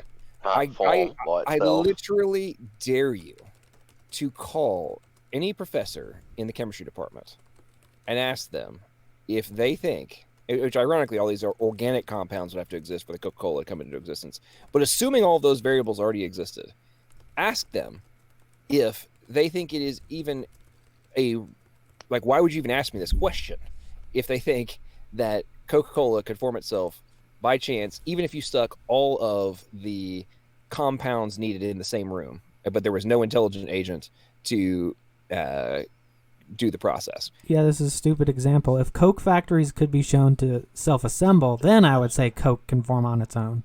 But with life, It's the chemical things processes. that create What the we're components of discussing life. It's chemical processes. It's chemical processes that have to happen. So and you have to think all occur chemical in a processes are just specific- equal? Oh god! In a specific order Do you think to result in a some specific outcome. chemical processes are self-perpetuating and self-isolating? So if the things that put Coke together Yeah, can be you formed need all naturally. the chemical processes to be self-perpetuating and self-isolating. Got to all be of there them. all at once, man. Not just one of them. it or wouldn't two have of to them happen here all and at there. once. Grow a pair of cojones, call a professor in chemistry, and ask them if it is a remotely plausible conclusion that with an infinite amount of time and an infinite number of universes that Coca-Cola could ever without an intelligent agent, if the process required to create Coke could ever occur. Just ask them. They will say, I guarantee you, they'll say, "What the hell are you asking me this question for?" Yeah, Because and if I said that was an analogy for life, they'd laugh too, because they're not comparable. No, because you're right. Because life is exponentially more complicated. Than Coca-Cola. It's a lot worse. The processes required to happen in So, sequence. so you just don't understand. You just think complexity yeah. is complexity. All complexity is equal. I read All about chemicals complexity. are equal. Dude, I read about complexity in order from a paper for you earlier, which you clearly didn't understand. It's complex, therefore it can't form How on is its a own. gene? And we talked about this in our debate. How is a gene expressed? There's a million different ways to answer that. I don't know what you're trying to get to. What are the fundamental requirements for a gene to be expressed? It depends. There's a million different ways that a million different cells do that. You know what Snake does? He plays all you're neutral. doing is yeah. all you're You know doing what- is trying to dodge. You want me to Right, give and you a that's what he specific does. example. I don't know what you want me to answer. Because you like to play neutral, but then you want to say that What? we're so you play neutral, but then we're so close to abiogenesis. How am I playing One more- neutral Okay. Yeah. by saying I don't know what you're getting at? How does a microRNA modify the outcome of a gene sequence? What are you talking about? Yeah, What do you want me I to know. say? Are we speaking Chinese? I'm asking you how it occurs, and from a chemistry perspective, how does a microRNA modify the outcome of a protein synthesis through modification of a mRNA? How is it done? Why don't you tell me so I know what your point is? Hey Snake, what are the problems with abiogenesis, by the way? Can you tell us some of the problems and why they haven't shown it? One of the major problems is a RNA replicase. Is it stable or is RNA stable or unstable? Is it highly unstable? That's another one of the so-called problems, but the fact that RNA can link up with RNA means that it can continuously perpetuate that sequence. Yeah, but again, to go back what I stated earlier, those molecules are carefully prepared and purified in such a way, which you won't acknowledge. But you're And- going to hear that from Lee Cronin. You're and going to most hear of the that from Lee problems, Cronin, buddy. and most of the problems occur where any one system that you talk about can't do all the steps. Like the volcanic vents at the bottom of the sea can't do all the steps, and the puddles They can't do any of the steps. and the puddles at the top can't do all the Yeah. steps. And the ice flows can't do all the steps, but each one can Yeah, do well, some Lee- of the Lee steps. Cronin- Okay, Okay, so but how- Lee Cronin says that.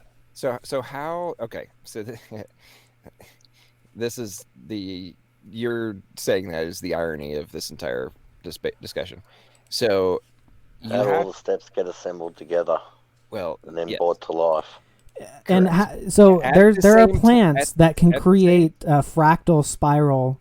plants. Yes. Plants exist. Have you ever looked? Plants Have you ever biological seen those organisms that are fractal required- broccolis? Have you ever seen those fractal broccolis at the grocery store? I have. That happened randomly. No. That happened randomly. Did the plant? So you can't tell the have to- difference hang on, between hang on. designed complexity Do and evolved the- complexity. Oh, what is the root cause of the broccoli? Well, you say broccoli, right? What is the root cause of the broccoli's existence in the first place? And the You're gonna structures say that the God. broccoli creates No, as it's no, growing in the body I'm plan. talking about from a biological level. What is the root cause of that piece of DNA. broccoli existing? Information. I don't know what you want me to answer to that. It was evolved All right, he from doesn't a have an answer. Why- brassica, from the Yeah, why- mustard seed. No, I'm talking in the here and now, in the right now, as we speak in 2020. What is required for the DNA to grow at the absolute core? What does it have to have in order to take advantage of nutrients and the Well, I was rain gonna and the say sunlight? nutrients. Stuff. No. What's the core? What does the seed have to have before it starts to Dirt grow? and water. What inside of the seed is required? Are you just dumb, or are you just play dumb?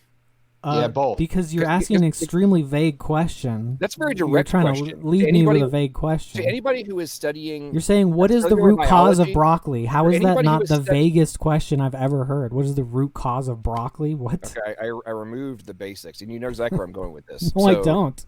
What's the root cause of broccoli? Okay, how old are you? 21, 22? No, doesn't matter.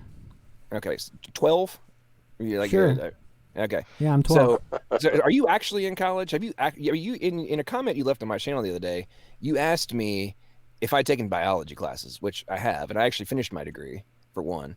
And I also live in one of the biotech capitals of the world and have personal conversations on a regular basis with high-level researchers and know a lot of this crap about biology, which you seem like Okay, either and most of the high-level ignorant of. scientists disagree with you, so... well, they would agree with me in my knowledge of the functions and the outcomes and how things are processed, and many of them are directly questioning the fundamentals of the Darwinian arguments, neo-Darwinian and modern synthesis for sure. And I mean, they publicly question it. But where I'm going with this is, So what you're is the supposedly root cause saying- of broccoli? So what is the root requirement for broccoli to grow? What does it have to have?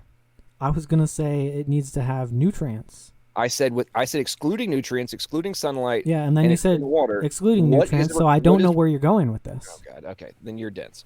Okay, so is the DNA and the proteins and all of the aspects of a cell required for the protein for the broccoli to grow? So you're asking what the Answer the question, instructions yes for or no. broccoli growing I'm asking is? if those components. Yeah, they need at their DNA core and have to be cells, there. yeah. Okay. For the DNA to be transcribed, what is required? Like, which components are required for DNA to be transcribed to execute every single component of that growth process? A lot of stuff, including the ribosome, principally. But what does that have to do with abiogenesis? Because abiogenesis is talking about Because much simpler forms of okay, that. so number one, as we discussed, even if RNA forms on clay, it forms in a Polymerizes. yes, but does not form it does not form prescriptive sequences. Random sequences can form prescriptive sequences that are functional. Yes. Not if you require a syntax, a non-random syntax. Non-random syntax. I mean, that's literally the opposite of what you just said, and that is what is required for the expression of genes. And then to express those genes, you have to have, and this is the known single biggest problem of the RNA world hypothesis. I'm just talking about the sequence.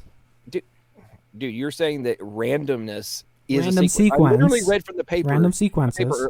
Earlier tonight that the random sequences cannot become prescriptive non-random.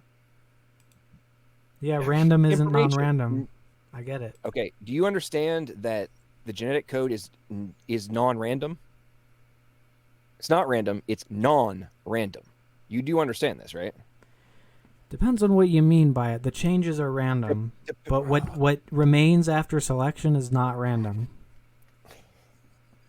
Is there any intelligence that goes into these origin of life experiments, or is it just none? I mean, are these you think all these chemicals are just self-assembling and all these reactions, and you get homochiral molecules and activated nucleotides and all the right temperatures and all the carefully prepared clays, and you don't know what you're talking about, man. Okay. I guess 99% of the scientists don't know what they're talking about. No, you do, but you do. Yeah, you got wait. You got over 1,000 PhDs at the Discovery Institute that would totally disagree. I guess they're all uneducated and there are morons. more scientists named Steve with PhDs than there are in the entirety of.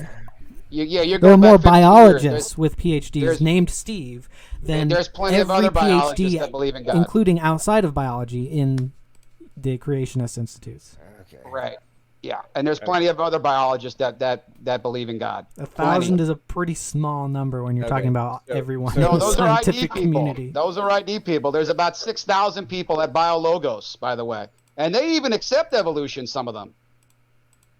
Mm-hmm. But they reject abiogenesis. So you got about 6,000 over there. So no, there's quite a few.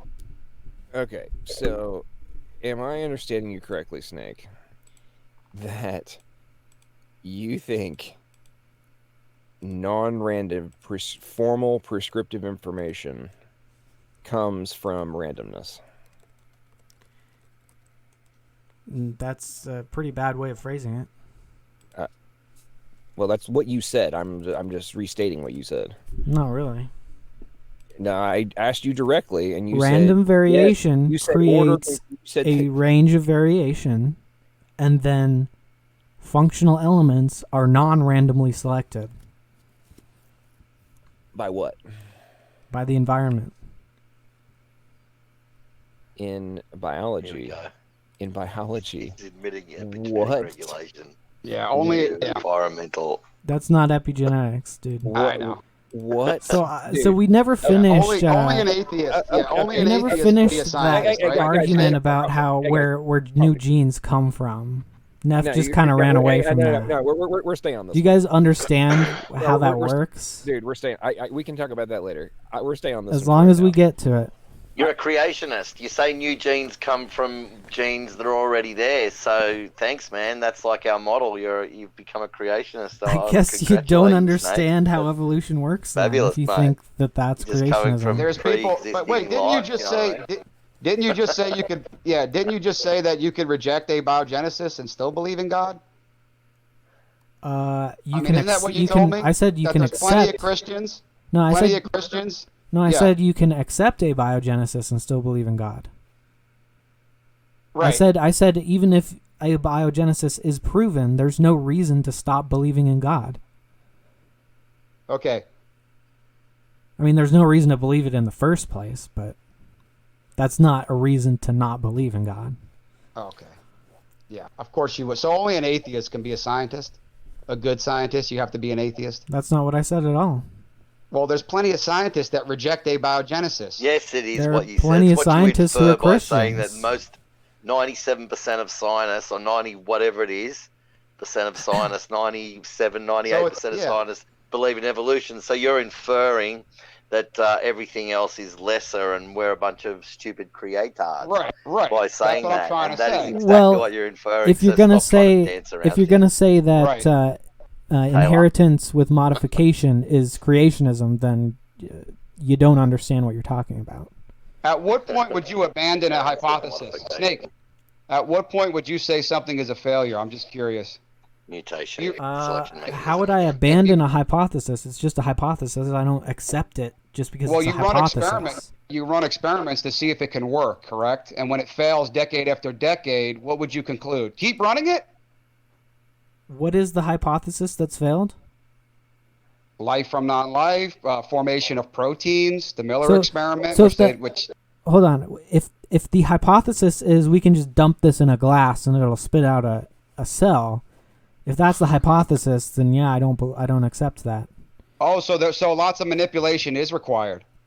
No, it requires isolation of some of the processes. And who's gonna? And who's gonna isolate and purify all this stuff to get it just right? Well, we know that ice cubes can isolate it. We The know that magical ponds little can isolate it. Yeah. We mechanics know that fairies. lipids can isolate it. Delusional. The quantum mechanics fairies that are going to do it, man.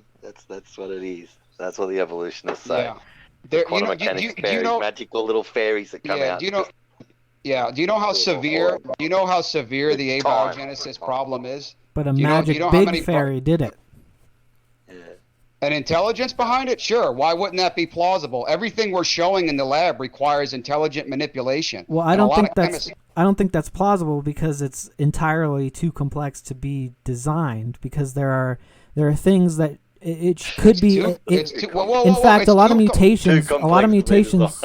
Hold on, a lot of Wow. mutations will You're a delete comedian, things man. You and should make just stand things- up Yeah, for that's it. what you said earlier. will So make if I things reject- simpler and it works better. So the immunity against HIV is because of a deletion of something, and it causes no bad side effects. Okay, forget about So- HIV. And, So and the fact that we HIV can is actually simplify becoming the fact that we can simplify the becoming, design shows, less virile. and it works better, shows that it probably was not intelligently designed, especially at least not from a perfect It's design. according to the fall, mate. The fall of Adam. Since the fall of Adam, we had bad things happen, and bad things came about. So Yeah, so before magic. that, everything was perfect, and after that, well, you can call So it because what you like. one but God guy hates ate an magic. apple, all of our genes magically change. That makes perfect sense, man. Yeah, you don't want to admit all the problems with Well, abiogenesis God because said, it would hurt. if you eat from that tree, you shall surely die. So he was true to his word when Adam ate from The the tree, then magic he cursed tree, man in yeah. the ground, and that's when genetic. Yeah, the that's magic when Magic abiogenesis dirt, genetic magic decay trees. began, That's and a death viable via slow hypothesis. genetic decay began. Yeah, the magical abiogenesis And it hypothesis. continues. How could we until the end of falsify magic trees and days. magic dirt?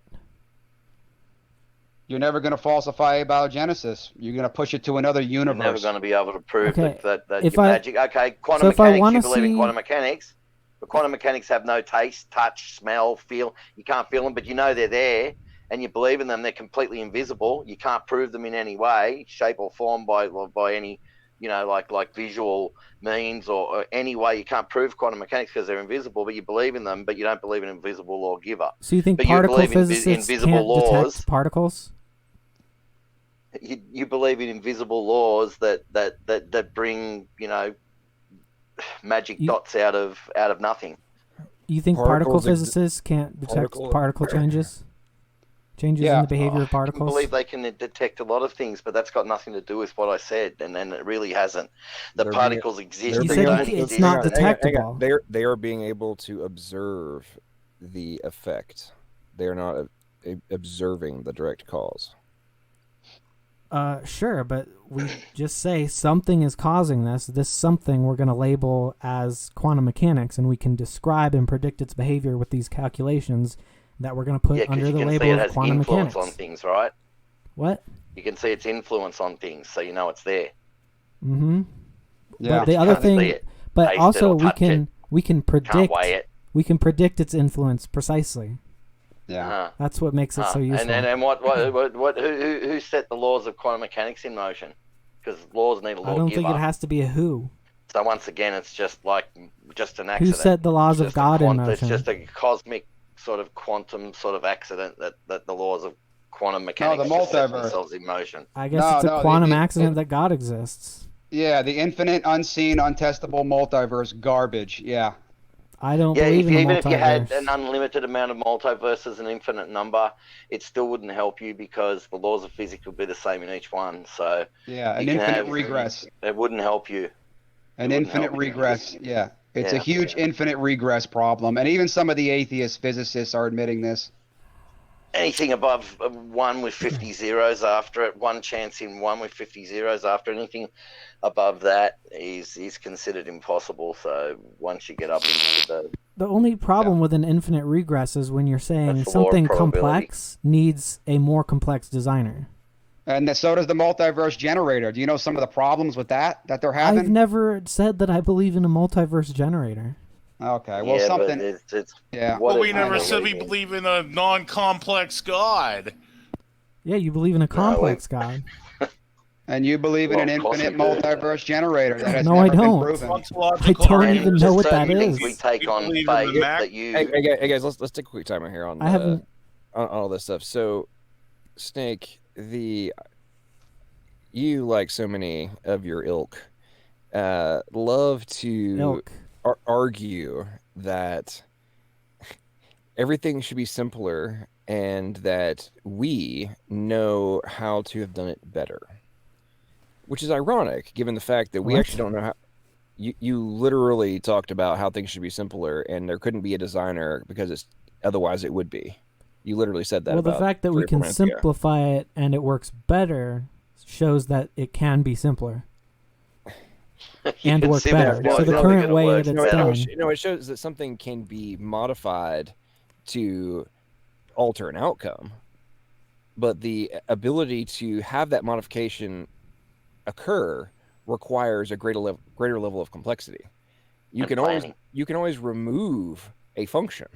Doesn't mean that the end result is necessarily a positive outcome. And yet But- sometimes it is. And very often there might be a short-term positive outcome and a long-term negative one. Or it can be a Sometimes, positive. It can be positive in a short period of time, not in the macro. But anyway, Both are possible. True, but you can only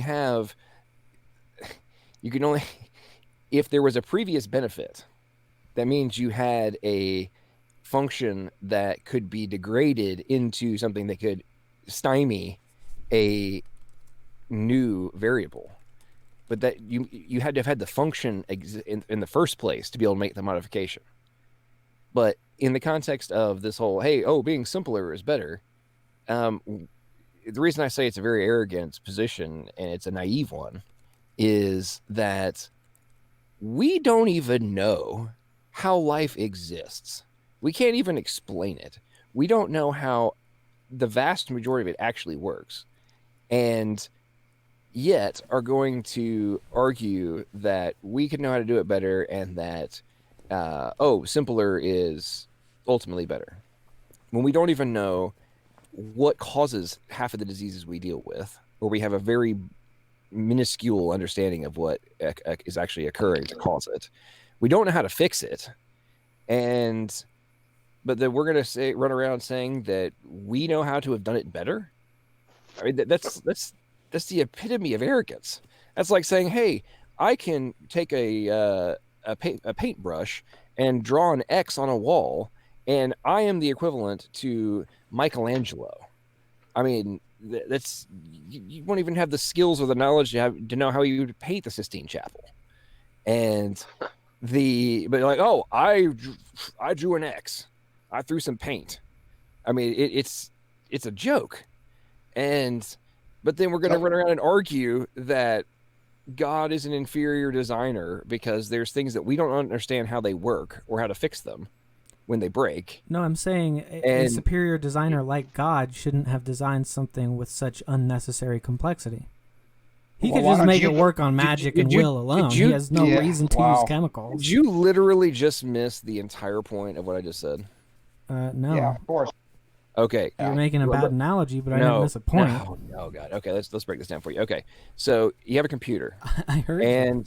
No, you clearly didn't because you think that the greater level of functionality need I to be corrected reduced. you on saying that God is an inferior designer. That's not what Okay. I said at all. So I it assume, seems like you're at some misunderstanding what I point said. I assume at some point you've done high level math, right? On a smart calculator, do you have a shitload of potential functions? Yeah. Okay. Now, if you're going in to take a calculus test, do you probably want to have your scientific calculator, or do you want to have one that can only do basic arithmetic? What my analogy would be addressing. Answer the question. The Which one do you question want? is, Which one do you want?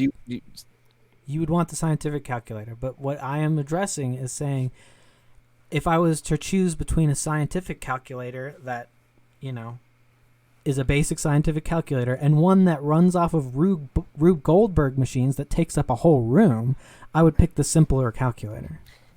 Okay. Now, do you know how to execute every possible function on a scientific calculator? Every possible variable? I know how to type it in. I don't know where you're going with it. Do you know all the potential possible functions of that scientific calculator? No. Okay. But it seems like you didn't get what I'm saying. No, I heard what you said. I'm just breaking down why your statement is dumb. So why would I choose the current scientific calculator over one that has dials and can only make its function go if a ping pong ball hits a feather on the other side of the room and then presses the button? Okay, that is not even remotely close to what is happening in biology.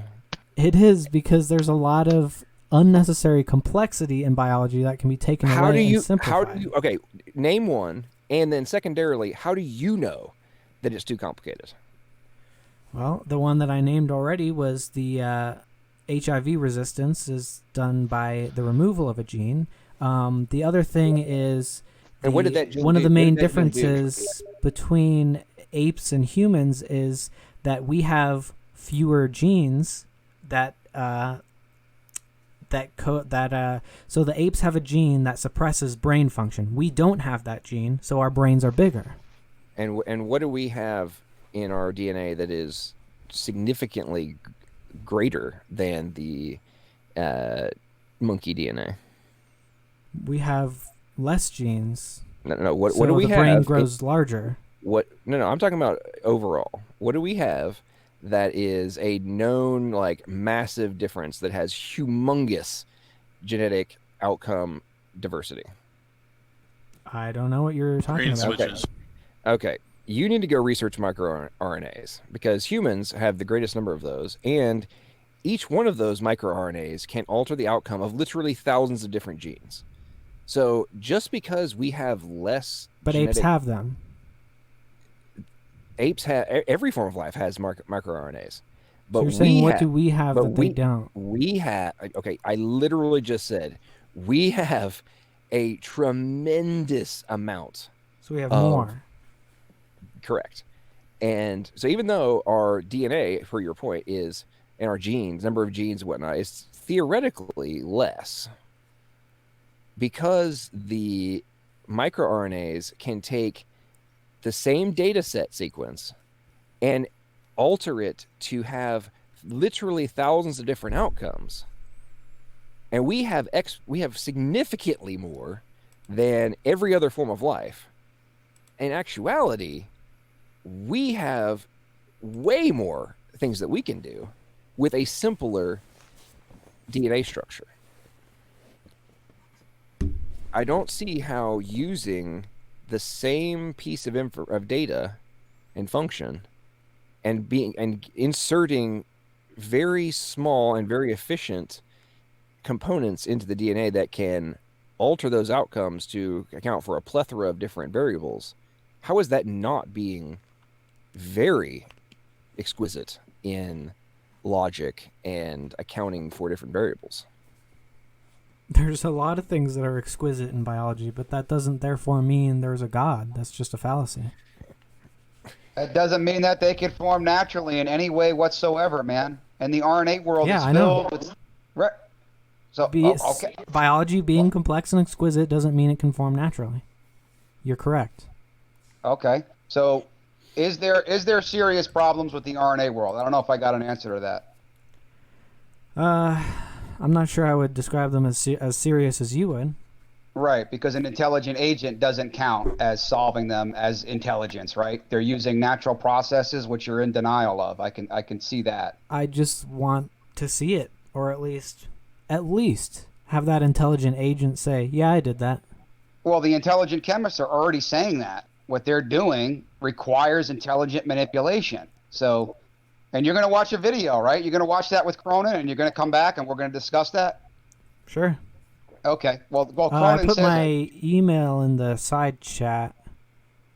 Yeah, I'll send you the link. I'll just send it to you on that afterwards. But yeah, Cronin admits all the manipulated conditions that are used and all the purified chemicals, and he goes on and on and on.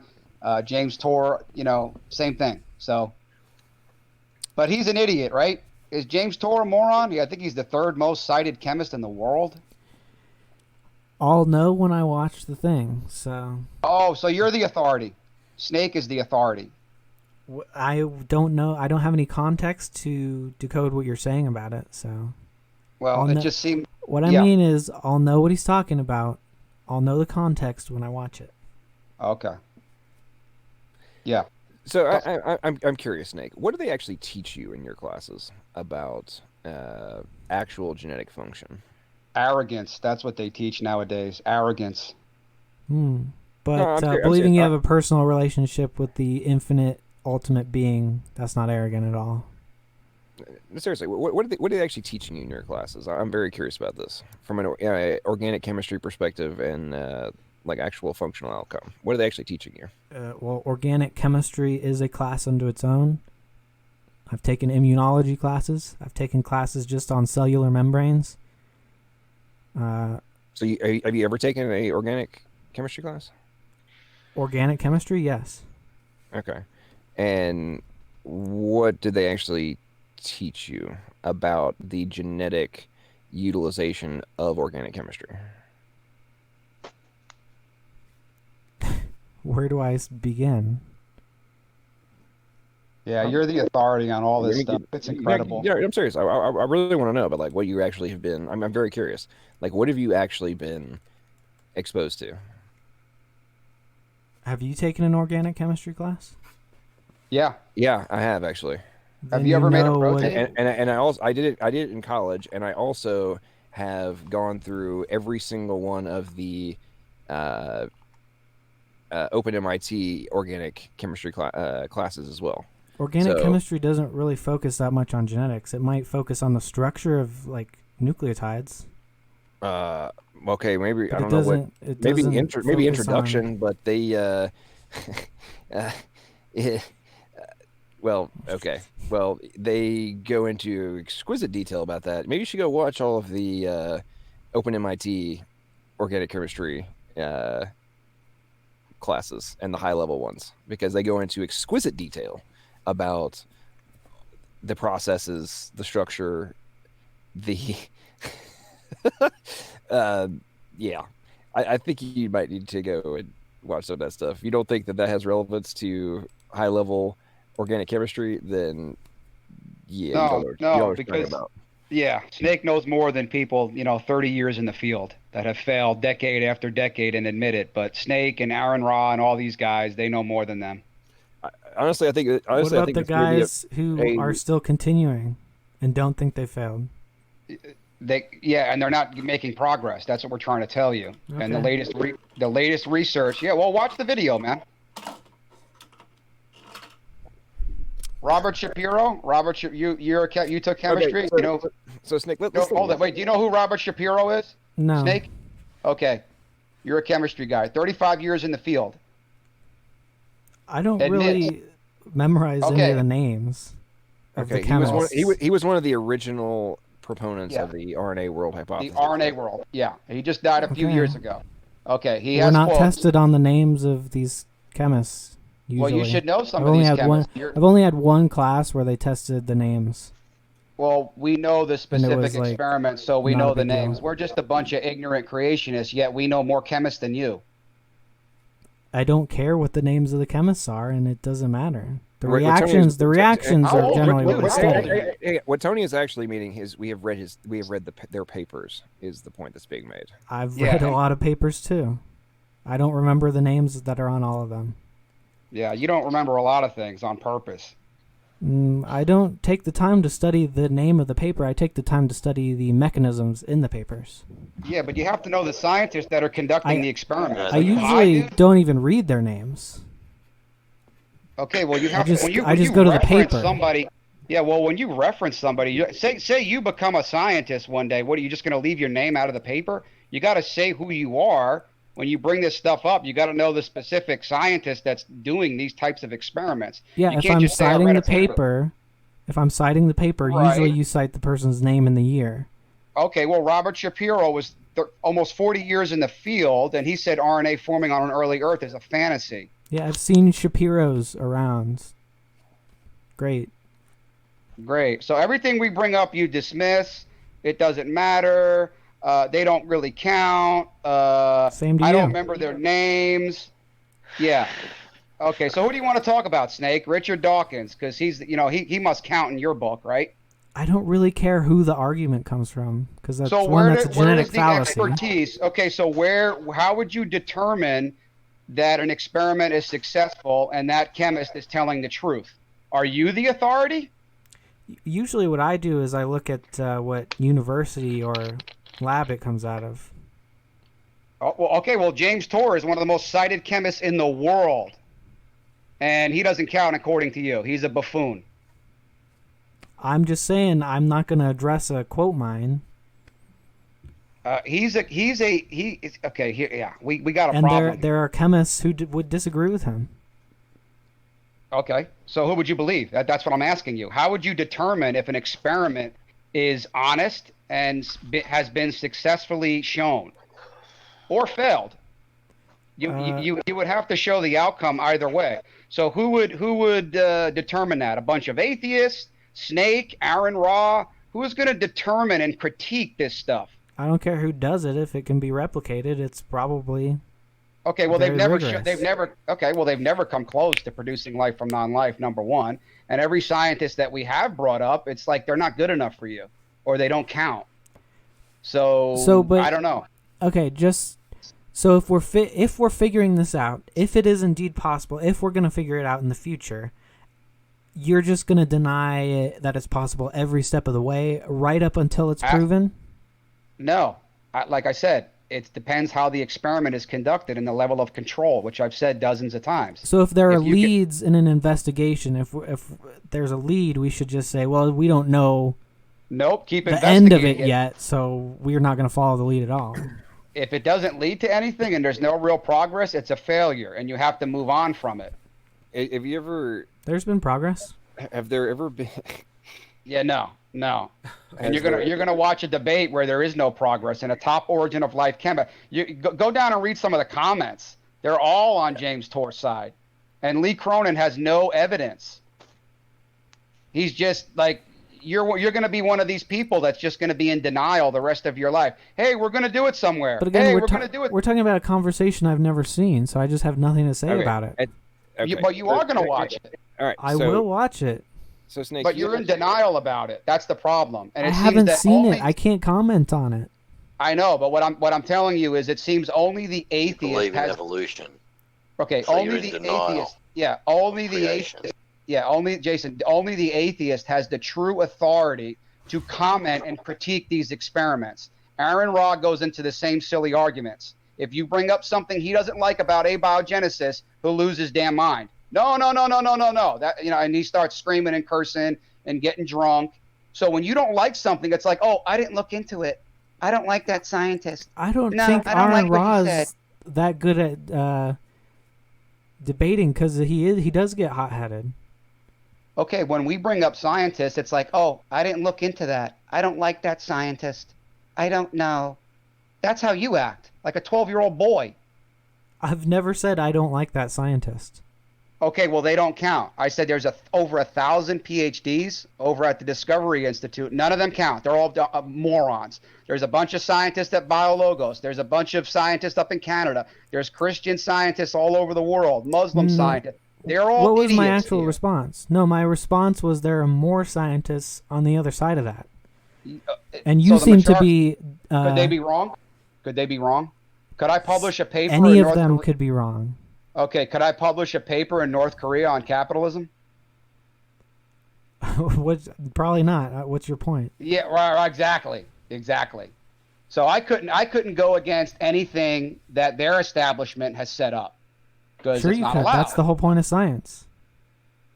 There are scientists calling each other out all day long. Not if we say that there's intelligence behind it. If I tried to come up with a paper that showed the serious problems with abiogenesis, it would be rejected. I wouldn't count as a scientist. It would be people like you. Oh, it doesn't matter. But in fact, within this very topic, there are scientists who disagree, who think, well, we've hit a dead end, and some who think not.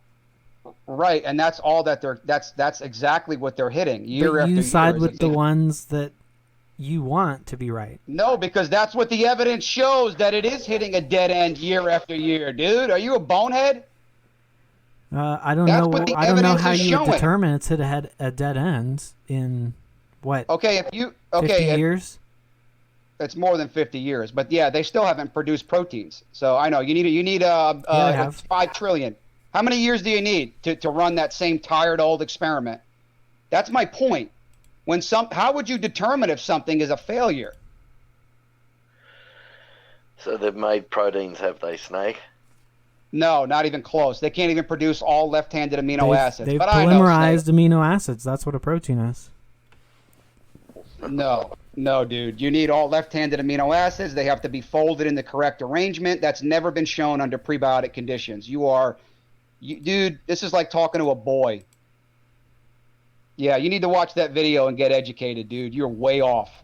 They have never, ever made a functional protein under prebiotic conditions. You have no clue what you're talking about. Yeah, they have. No, they have not. They've made self-replicating molecules. They made what? They've made self-replicating peptides. They don't hold together. They disperse in water. And yet they self-replicate, so they can continuously keep making more as You're the talking old about ones RNA? die. They've never produced all left-handed amino acids. They can select them out with a filtration trap mechanism. Do you know how that work's being done? No. Yeah. How 'Cause what is being done? It's being manipulated, and they've never actually made a functional protein. They can remove all the left-handed amino acids, and they can remove all the right-handed amino acids under intelligent guidance, of course, which you'll deny. Oh, they don't use these trap mechanisms. Yes, they do. But I know, under a rock on another planet in Fantasyland, it happened. Okay. Anything else, Snake? How does that falsify it? We haven't yet done something, Yeah, I therefore know. it's And you know impossible. what? Is that the argument? And God's not impossible either, because he's in some other universe, just where abiogenesis happened. No, but what is the argument? That something hasn't been figured out yet, therefore it's impossible? Therefore, no, they're not making progress, like I said. What we And can falsify is if we put these chemicals together and mix it in a certain way and expose it to X, Y, and Z, like I said, if we you could can show it isolate which variables are happening. And if nothing happens, we can say, okay, that hypothesis or that reaction does not happen.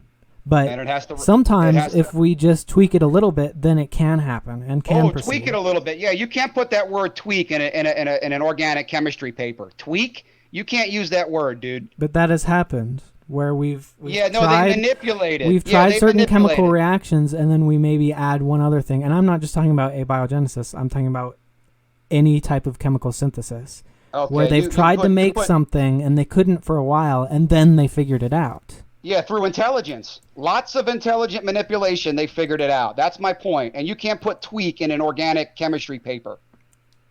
Sure you can. Oh, it would require intelligence. It would not. It doesn't. Okay. You're delusional, dude. Because they've never made a protein. You're saying it requires intelligence because it isn't currently known how it would happen without intelligence.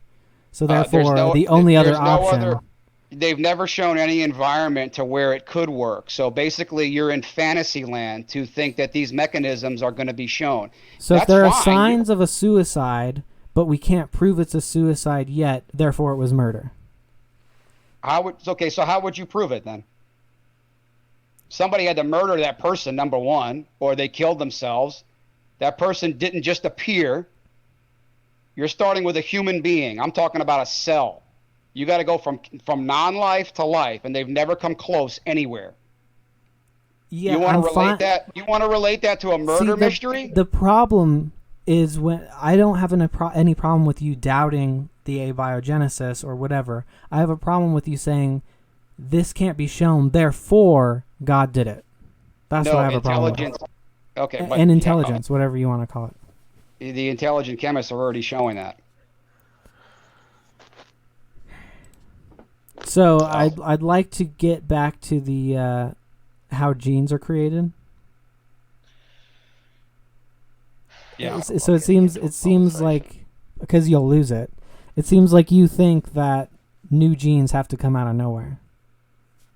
This is Matt and Standing for Truth's field. I'm not getting involved in a conversation about genes. Yeah, we can. You've already gotten involved in the conversation with me about this. No, were you going on about de novo? You've tried to lecture me on it, but now that I have you got here, on de novo and all that sort of stuff, I'm not getting into it. No, you've written a whole paper on it, 44 pages. I'm not getting into it. Really? I'm not getting into it because you're wrong.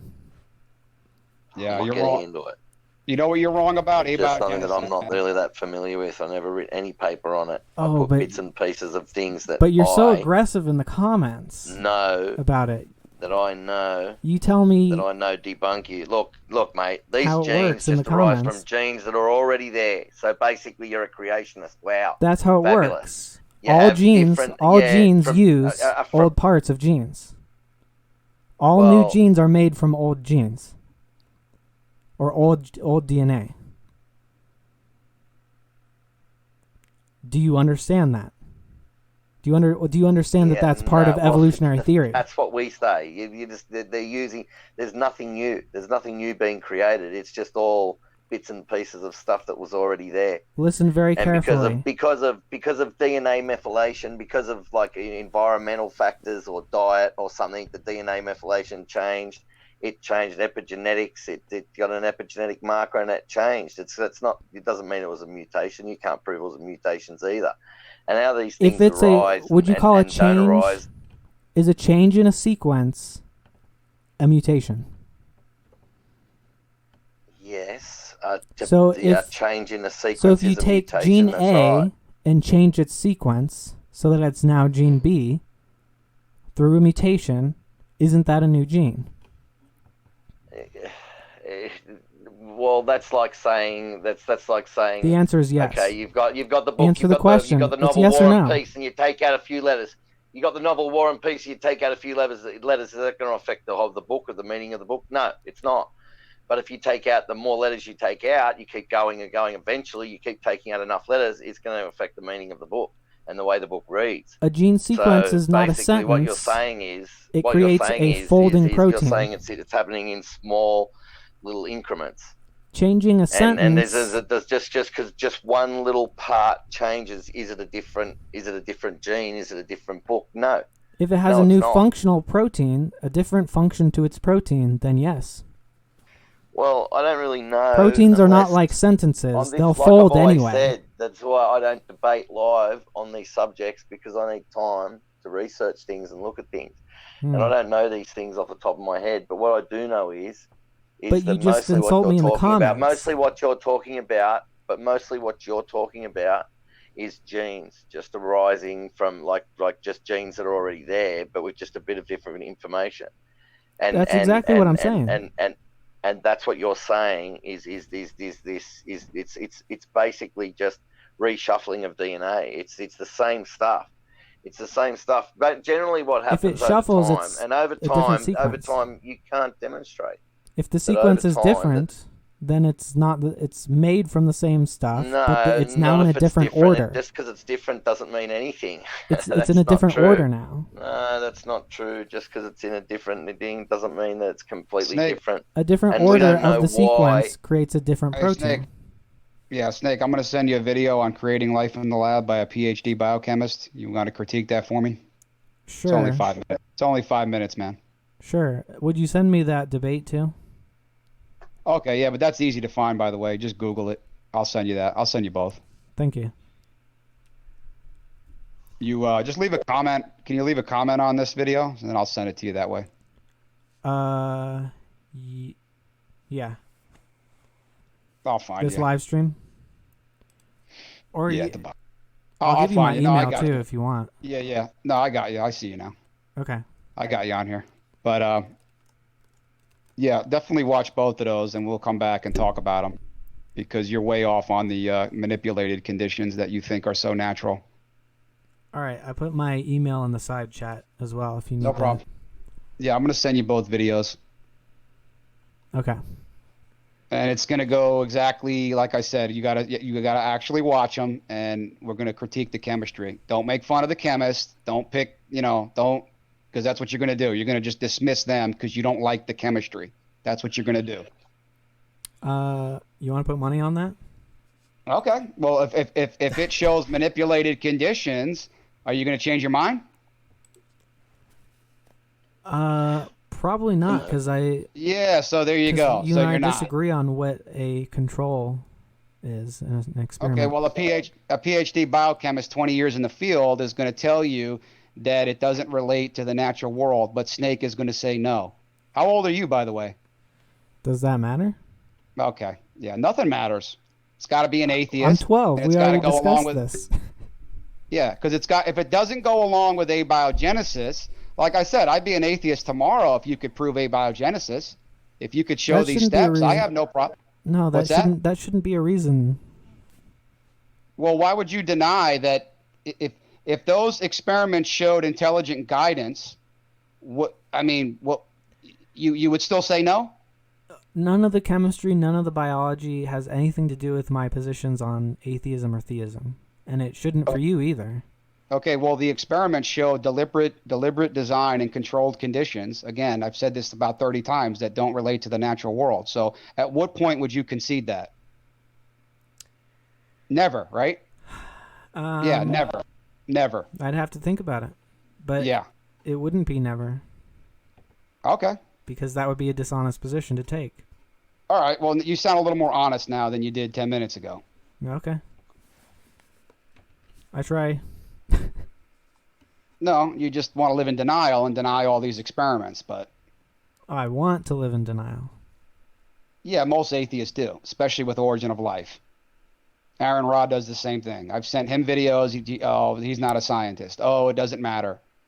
Why do you think I want to live in denial? I don't. I would prefer there to be a God. Yeah, I doubt that. Yeah, okay. Why do you doubt He's a that? liar. I prefer. What? You're a character, man. We don't believe you. Why would I not want that? All right, We man. just think that you're making that up. That we don't believe that you Why? actually want that. Well, we don't believe you. I would love there to be ultimate justice. I would love there to be an afterlife. Why would I not want that? All right. Yeah. All right, Snake. All right, man. I'm gonna send you those. I'm being serious right now. I know. If you deny what I'm telling you, I mean that's like bad. That's Poor engaging little with bad Snake's just faith. searching for answers, Yeah, of course. Yeah, poor little fella. I know. Okay. There, Why there. would why There, wouldn't I little want that? fella. Just searching for answers, aren't you, Snake? Yeah. If we give you any answers, you're gonna reject them. So I mean, Yeah, you why will. bother? Why bother going down that road with us, man? There's no point. Why answers to the question I just asked? You don't want answers, man. I mean, I've Sure I debated do. you over an hour on abiogenesis, and every point I brought Hey. up, you dismiss. What's Just that? because I don't agree doesn't mean I don't want an answer.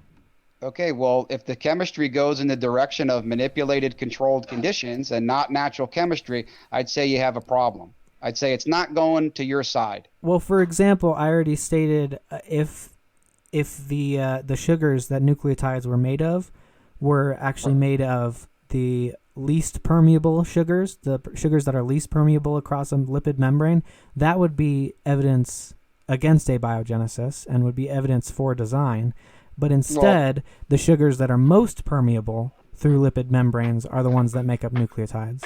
No, they don't, and they actually disperse in water, and Fuzz Rana addresses that. You're going to watch a video on that right now. I'll send you the test for that, for the permeability. Yeah, and like I said, you don't explain. Again, these experiments are manipulated for the 100th time. So I'm not going to keep saying it all night, because all you're going to say is no. So if I want to see if baking soda and vinegar react, should I just dump them in the ocean? Or should I just isolate baking soda and vinegar? Yeah, you have to isolate, but again, things have to be manipulated in a certain way. If you're trying to create, right. So, yes, you can take test tubes and put in what you want and get the desired results that you want. Now, would that relate to an ocean? No, it would actually make your experiment worse.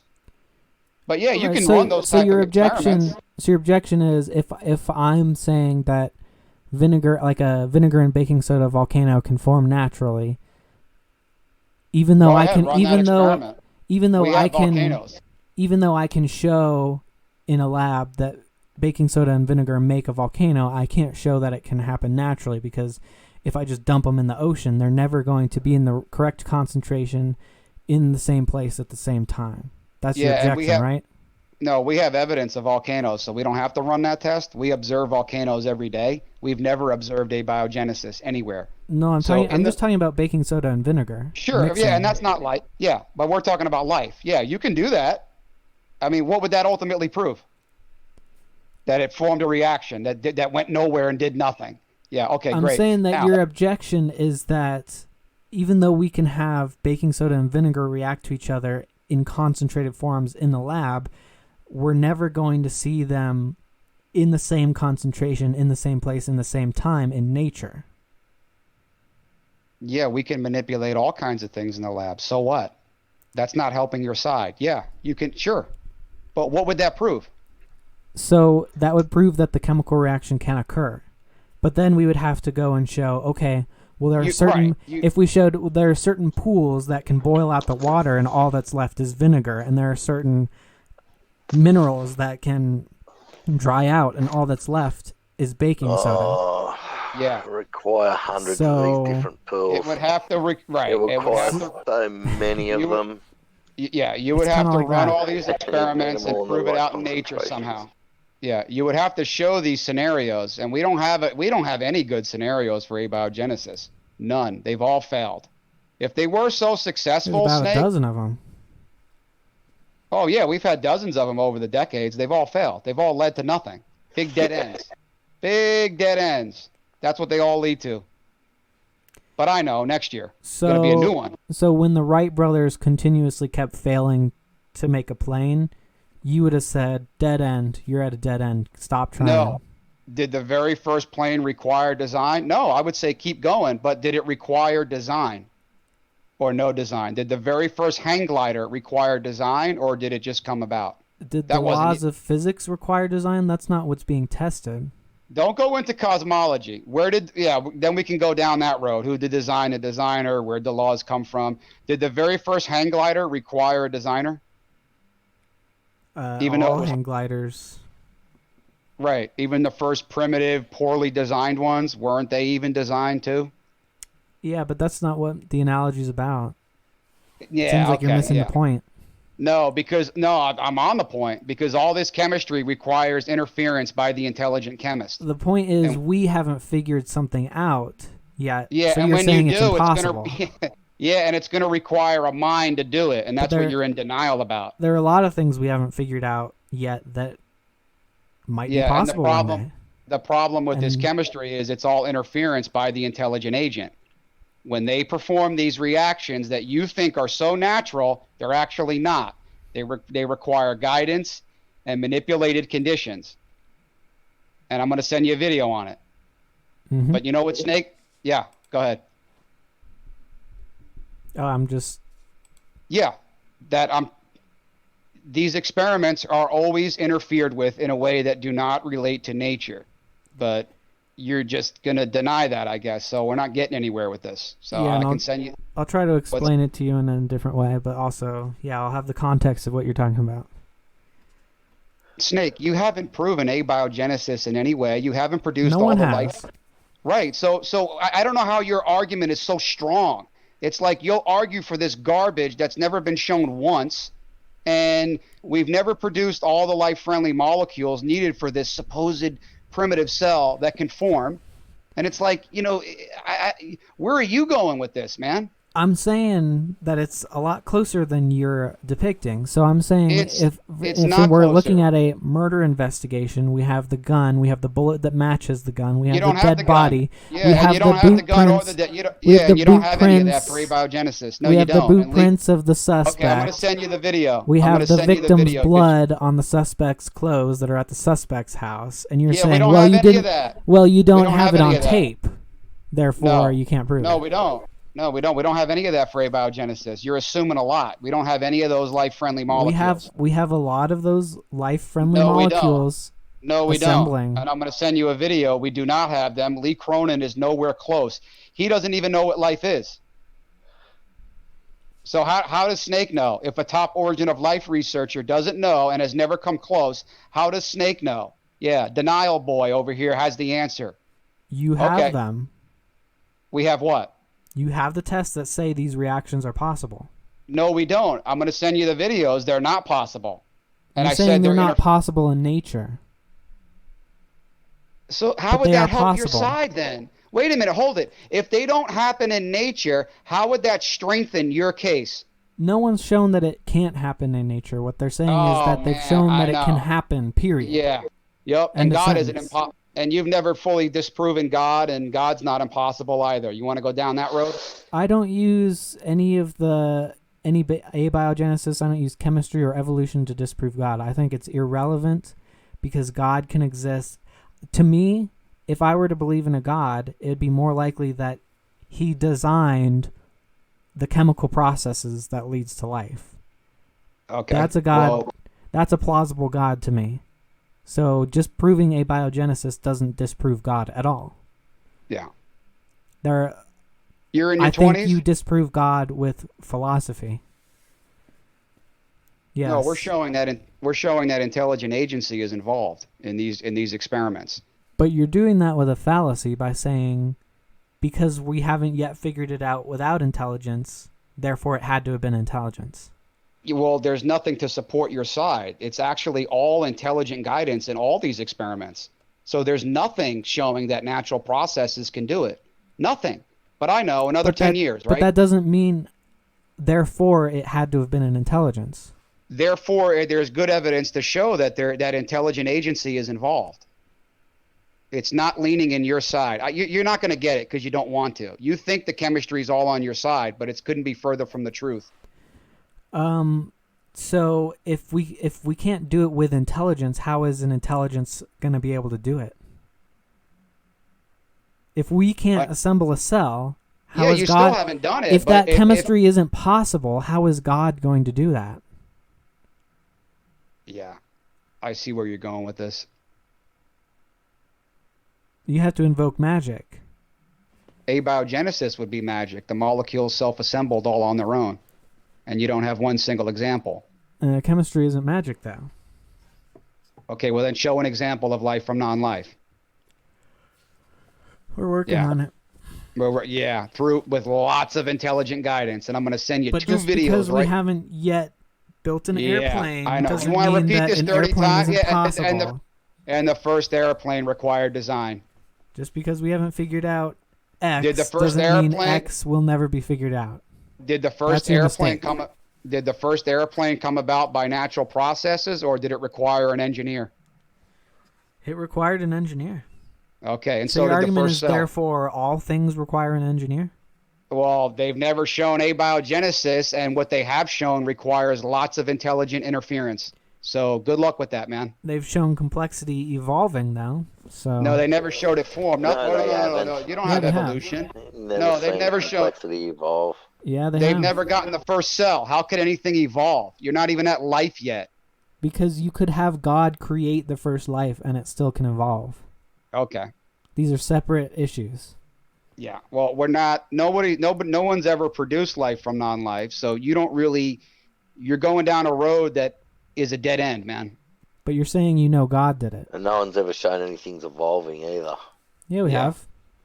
You got to No, get they to the haven't. first The cell. Association isn't the an fractal evolution. broccoli is evolved.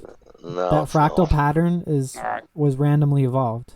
All right. Let me send you these videos, man, because this is a broken record with you. You're like Aaron Ra. You don't want to get it. I'm going to send you these links. You can say that if someone's disagreeing with you, but that's not really a meaningful response to anything. Okay, well, when we look at the chemistry is going in the direction of guidance, not unguided. So, I mean, it's not on your side as much as you think it is. So if we figure out every step of this, you're just going to say, well, that proves that God designed it to happen that way. Are you deaf? If you could show that under natural conditions, then you would win the argument. But you've never shown it. No. What if we create a cell in a laboratory, but it's Right. with contrived conditions? It's very controlled, but we create the cell. Then that would prove abiogenesis, and I would totally agree with you. But we haven't shown it to occur in natural conditions.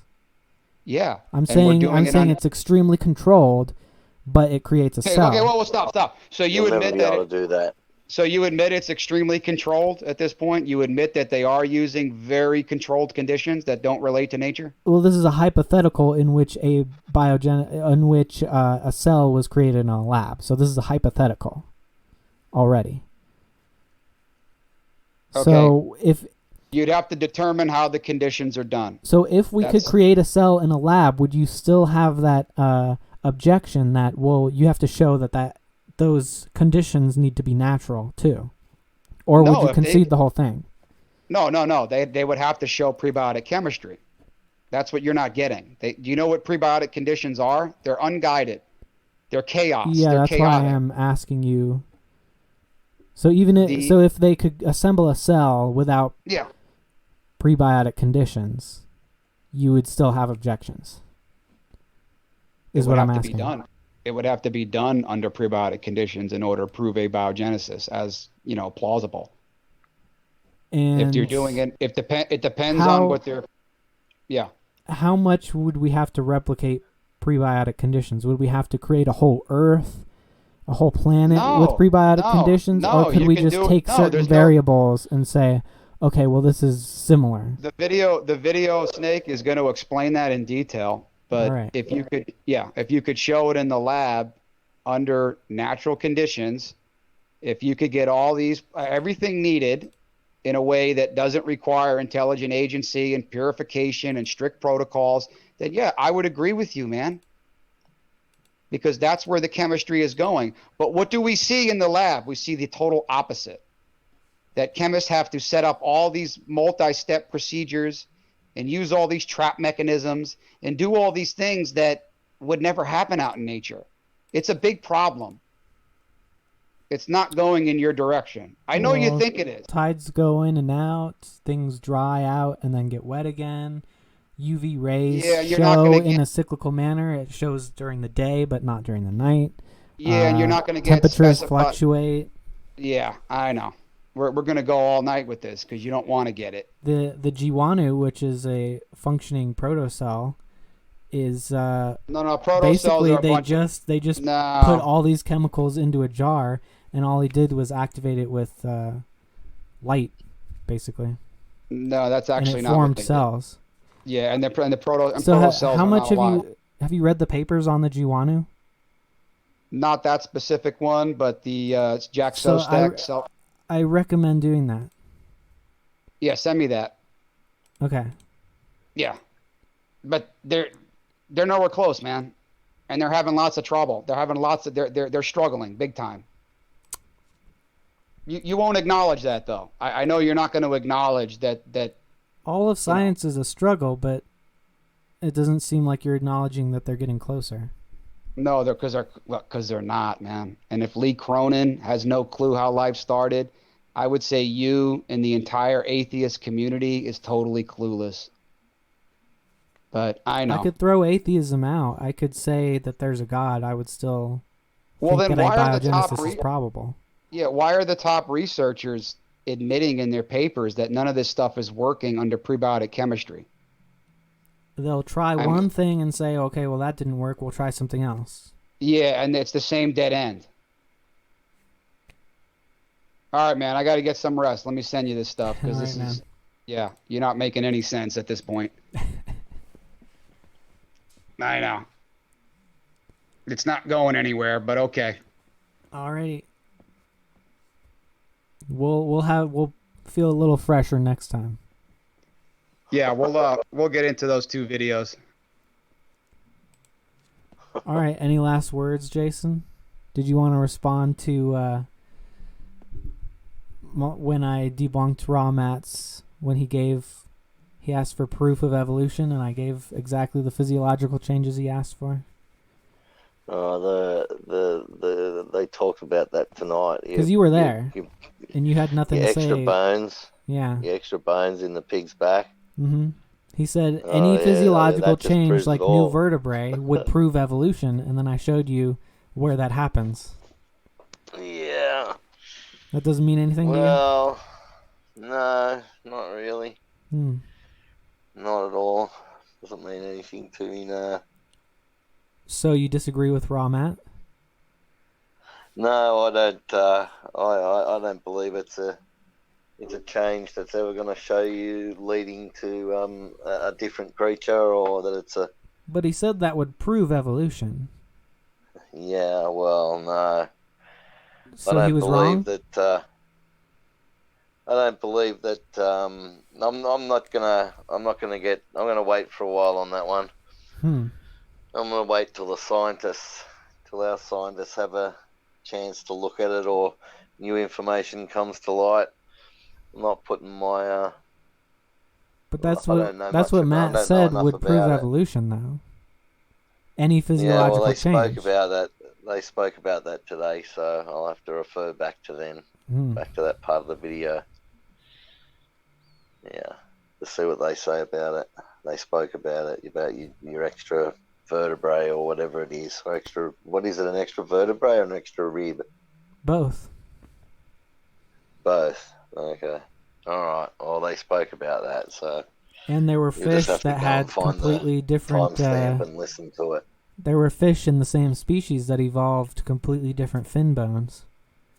Okay. Yeah, but they were still fish. All of them functional. Same way the other ones were still pigs.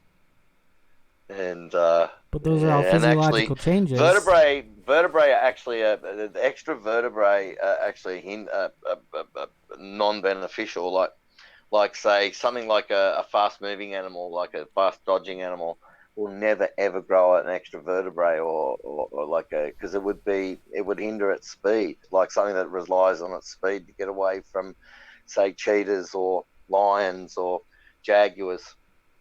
So if the things like that, fast-moving animals, I don't think you'll ever see that sort of change in their vertebrae. But a slow-moving animal, extra vertebrae is not going to help it really matter whether it evades its predators or not, because they're basically built like a tank, like a pig. It's built like a little tank with razor sharp teeth and tusks, huge teeth.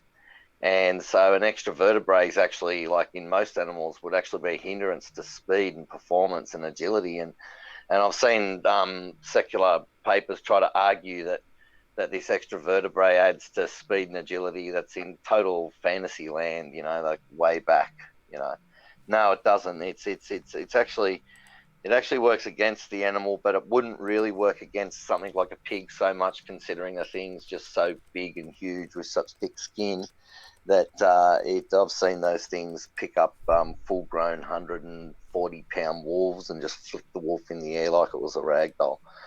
So, like I said, you'll never see it in a deer or or an antelope or something that needs it's very highly strung and highly bred, but something like slow moving animals can have strange things like that happen. But no, I don't see it as evolution at all. Well, I just see it as cats range in vertebrae length. yeah, that's probably different species of cat, and you probably just I thought all cats were related in creationism, though. Well, of course, you can take skin from your little feral house cat from the alleyways at the back of your house in your city, and you can graft its skin onto a tiger or a lion, and it'll work. And so, what does that tell you? I don't know if I think they can even breed if they were in vitro, done via in vitro. And there are lizards that are longer than other lizards. They survive just fine. Yeah, but that's lizards that are longer than other lizards. That's speciation, and we don't know how many different reptile kinds Noah took on the ark. And when we get into the kinds argument, the simple fact is that God never said to Noah that you need to go to university and school for 4 years, and you need to learn about these kinds, and then for the next 100 years I'm going to teach you how to hunt them down and round them up. No, God just said, there's blah, blah, blah kinds, I'll bring them to you, and then it was done, and he did that. So, we didn't really need kinds. It's not such a massively important thing. I mean, I think you got 27 different species classifications, haven't you? And it's very hard for you to distinguish even, flies within the same genus as being the same species. Like it's, that sort of stuff. So, you have problems with species as well. And snakes also range in vertebrae. Yeah, well, possibly. And yet they have the same body form. I don't know, but so it can be beneficial. Well, we've also got things like moth, like the butterfly, which has got two radically different body plans in the one genome, and also it goes against evolution. Because when it's in the chrysalis, most of the cells die. Most of them die, almost all of them, like 90-something% of the cells die, liquefy and die, and then reform into a completely different creature. I mean, that goes against evolution. Something like that is just mind-blowingly complex. How does that, and not to mention its navigation capabilities, they can't say that the monarch butterfly uses landmarks either, because it flies across the ocean sometimes at night with cloud cover, so it can't see the stars, and it still knows where to go up to 2,500 miles with 4 different generations. And one of the generations has a genetic clock that makes it live like 3 times longer than the other one, just so it can complete the journey and follow the milkweed. Basically, it lives on milkweed, and if milkweed went extinct, then the monarch butterfly would go extinct. I mean, all these exquisite things that are just so finely tuned and perfect that all have to be in place at once. There's just no way for the mutation selection mechanism to ever. Yeah, same with abiogenesis. Same with abiogenesis. You're going to get all these high concentrations of chemicals, and all the right molecules are going to be in the right spot at the right time at the right temperature. It's just beyond absurd. But, it happens somewhere, somehow. Yeah. Right, Snake? And I would have liked to talk to Raw Matt today, but since you support their barcoding argument, I mean, what do you think? I would like you to. Don't worry, I'll send him that information that you reckon debunks his barcoding. Oh, they've already changed they've already cut out parts of their argument because of it. Well, they've changed certain parts, and often what happens is someone like you will come along and they'll give them new information. They'll go, oh, well, that was wrong, but this fits better, and thanks a lot for that, because that actually helps us with this, and this, and that, and things that you don't. Yeah. So thanks a lot, Snake. You actually helped us. Well, he's saying that the 65 nucleotide differences in that gene proves that humans and apes are separate kinds, and yet there's a higher level of difference in the cat kind and just between 2 species of foxes. But he says that those are the same kind. But but look, I'm going to let Matt argue those points because I know nothing about it. except that I know I've just looked at the pictures and they look pretty good. And I he just has want you to been, know that they're seriously flawed because he's saying yeah, and he's that changed a lot of stuff and he's fixed a lot of stuff up that might have, you know, then added more information and whatever. So yeah, so I'll be interested to see what he's done with it, but because he's changed it. the threshold, the So differences between the canid kinds, which he's saying is one kind. If you take that threshold, it's about 123 nucleotides. Within that same threshold, yeah, but humans and chimps are the same kind by that standard, because they only have 60 base pair differences, and yet the whole because the canid chimp kind genome is something has like a higher difference. between 8 and 11% different to ours, larger than ours, and that's just an 8% difference right there off the bat, straight off the bat. And I don't care what you say or how you try to get around that. And they're trying to match up ERVs, mate. There's only 14 ERVs that match out of over 90,000 ERVs, and the ERVs that they've found to move around themselves. So, you know, you can't. But we're just talking about that one gene that's been barcoded. Yeah, it's like this is the one. I don't understand what argument this is. He this should is stop the one making he that thinks argument. moving in a certain direction that isn't actually moving. It's the way that the transcription's read that you guys got that wrong, or which one is it? I don't know which one, because you got so many things wrong, and I don't know much about that subject. If you'll promise to watch that video, I'll be very happy. If you'll just watch the videos I sent you. I will. Okay. And if it shows a bunch of dead ends, I linked it again. If it shows a bunch of dead ends, would you agree or disagree? If it shows that a certain reaction isn't possible, then I'd agree that reaction isn't possible. But I'm not going to leap to therefore an intelligence did it. I would need a testable experiment for that separately. Yeah, well, all the chemists are showing that intelligence is involved, has to be involved. All right, well, I'll look at that argument. All right. You've got hundreds of separate different chemicals, molecules that you need to put together to even get the beginnings of the workings of a cell. I know, it's very confusing. All of those things, I mean, it's a lot. It's a lot. It's not something that... And they need to be all, you know, they've got all their certain shelf lives once they're created, how long they last. They need to be created at different times with different chemical reactions and different temperatures. And then they need to be all combined, and then somehow, even though you've got all of that, even if we gave you all of that, you could combine them all, but then you'd have to bring it to life and get it to start to replicate, you know, something from non-living. It just, there's thousands of steps, thousands upon thousands upon thousands upon thousands of steps, and there's just no way that Mother Nature could ever replicate those thousands upon thousands of steps. And I know you say that it started off with RNA markers, and RNA was first, but you know, if an RNA virus was first, how did the virus survive without the host? I mean, it's just it didn't happen. You need the RNAs there to read the DNA to take the information to the whatever, you know. You've got machines that spin out proteins and join proteins together at the speed of an aircraft, the speed a jet engine spins on an aircraft, and it's spitting out proteins joined together, and these are machines inside your cells. And it's all these things are being, you know, working in conjunction with each other, like RNAs were being read and then taken away to these things that does it, and everything's working in conjunction with each other. All these different little machines, and it's all interconnected, and they have to build these little microtubule highways everywhere to transport the things, and then they have to break the highway down after they've transported it, because if they leave all the little microtubule highways up, the whole cell will become brittle.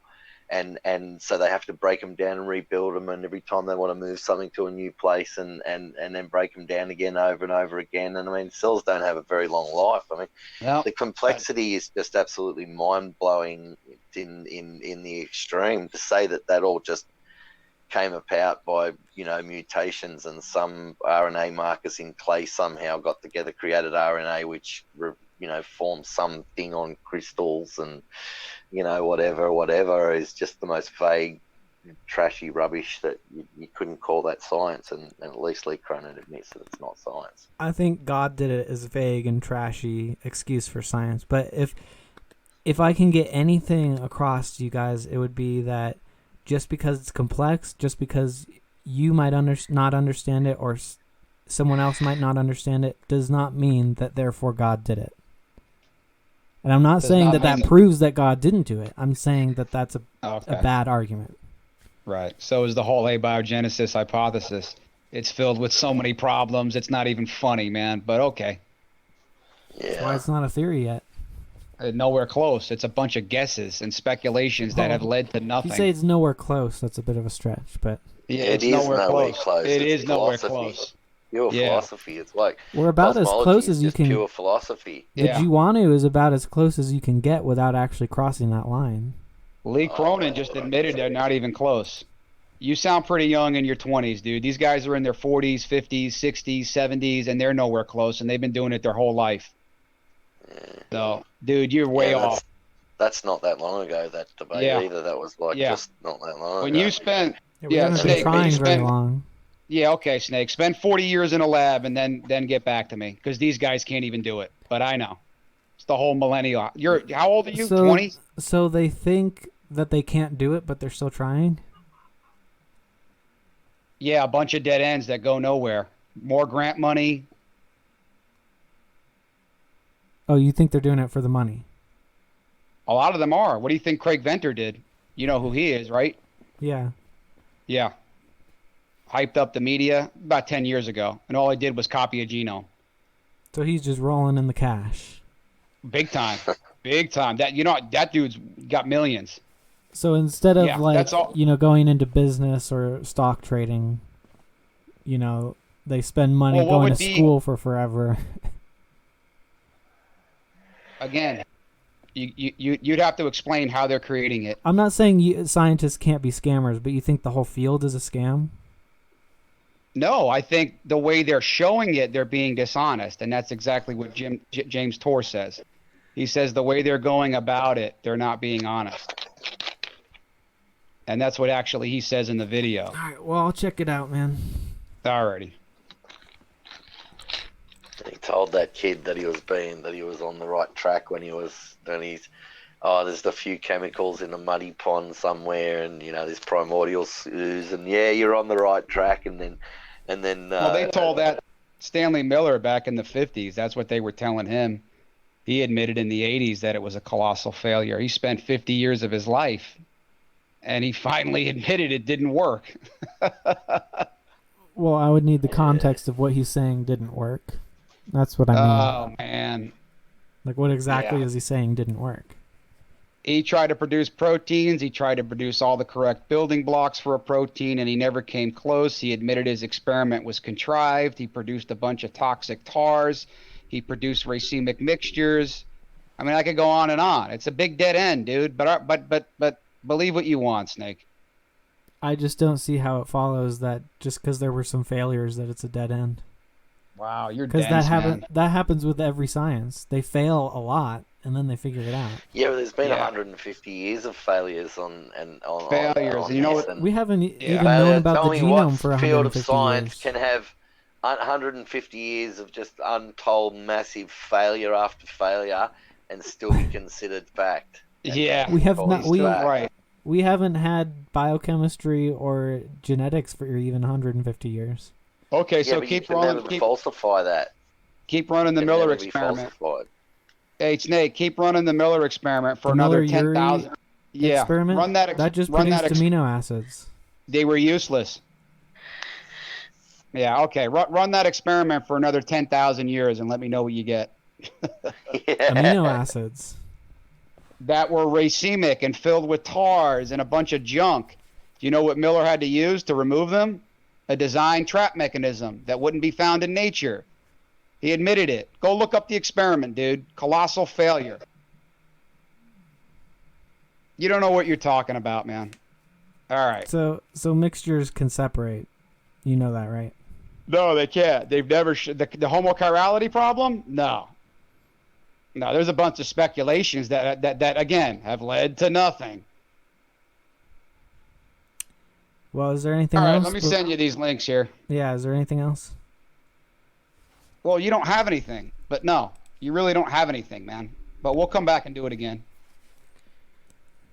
Yeah, the whole field of science is nothing. All right. Did I say that? Did I say that? No. If abiogenesis has nothing, then the whole field has nothing, apparently. They don't have anything. They've never come close to showing it. A bunch of dead ends is not progress. I guess a But bunch of okay. building blocks is nothing, but Yeah, okay, I'll give you a Whatever. bunch of bricks, and they're gonna Matt. build a wall. They're gonna sink into the ground. Matt just said that he saw your barcoding video the other day, debunked it the other day, and he's just giving me the video of debunking your great debunking of him. oh, Hang he's on. making a video on it? No, he's already done it. He's already done it. Oh, where does he address that? Huh? Where does he address that? I don't know. You just have to hang on. I'll get more information later. I'd like to talk just to give him you- about that. Just Well, look up legal. It's fine if he retracts a statement. Like, I'm not going to hold it against him. No. If he wants to retract it, then fine. I won't hold him to it from then on. It happens. Yep. Yeah, it happens. We gotta force all these molecules to do something that they would never normally do out in nature. Yeah, it's a It's DNA ridiculous. barcoding and phylogeny challenge response to Jackson Wheat and Rational Minds. And he's basically Yeah, he's that's just not my picked it video. apart. though. No, that's Matt debunking Jackson Wheat. And, yeah, so Will you at least Yeah, watch let- that full let me- video, though? let In me case post they it in left the- something out of it? It's really short. Yeah, not right now. Oh, yeah, I'm going to go to sleep right now. All right. All right, night. guys. Yep. All right, Have a good one. all right. Good night.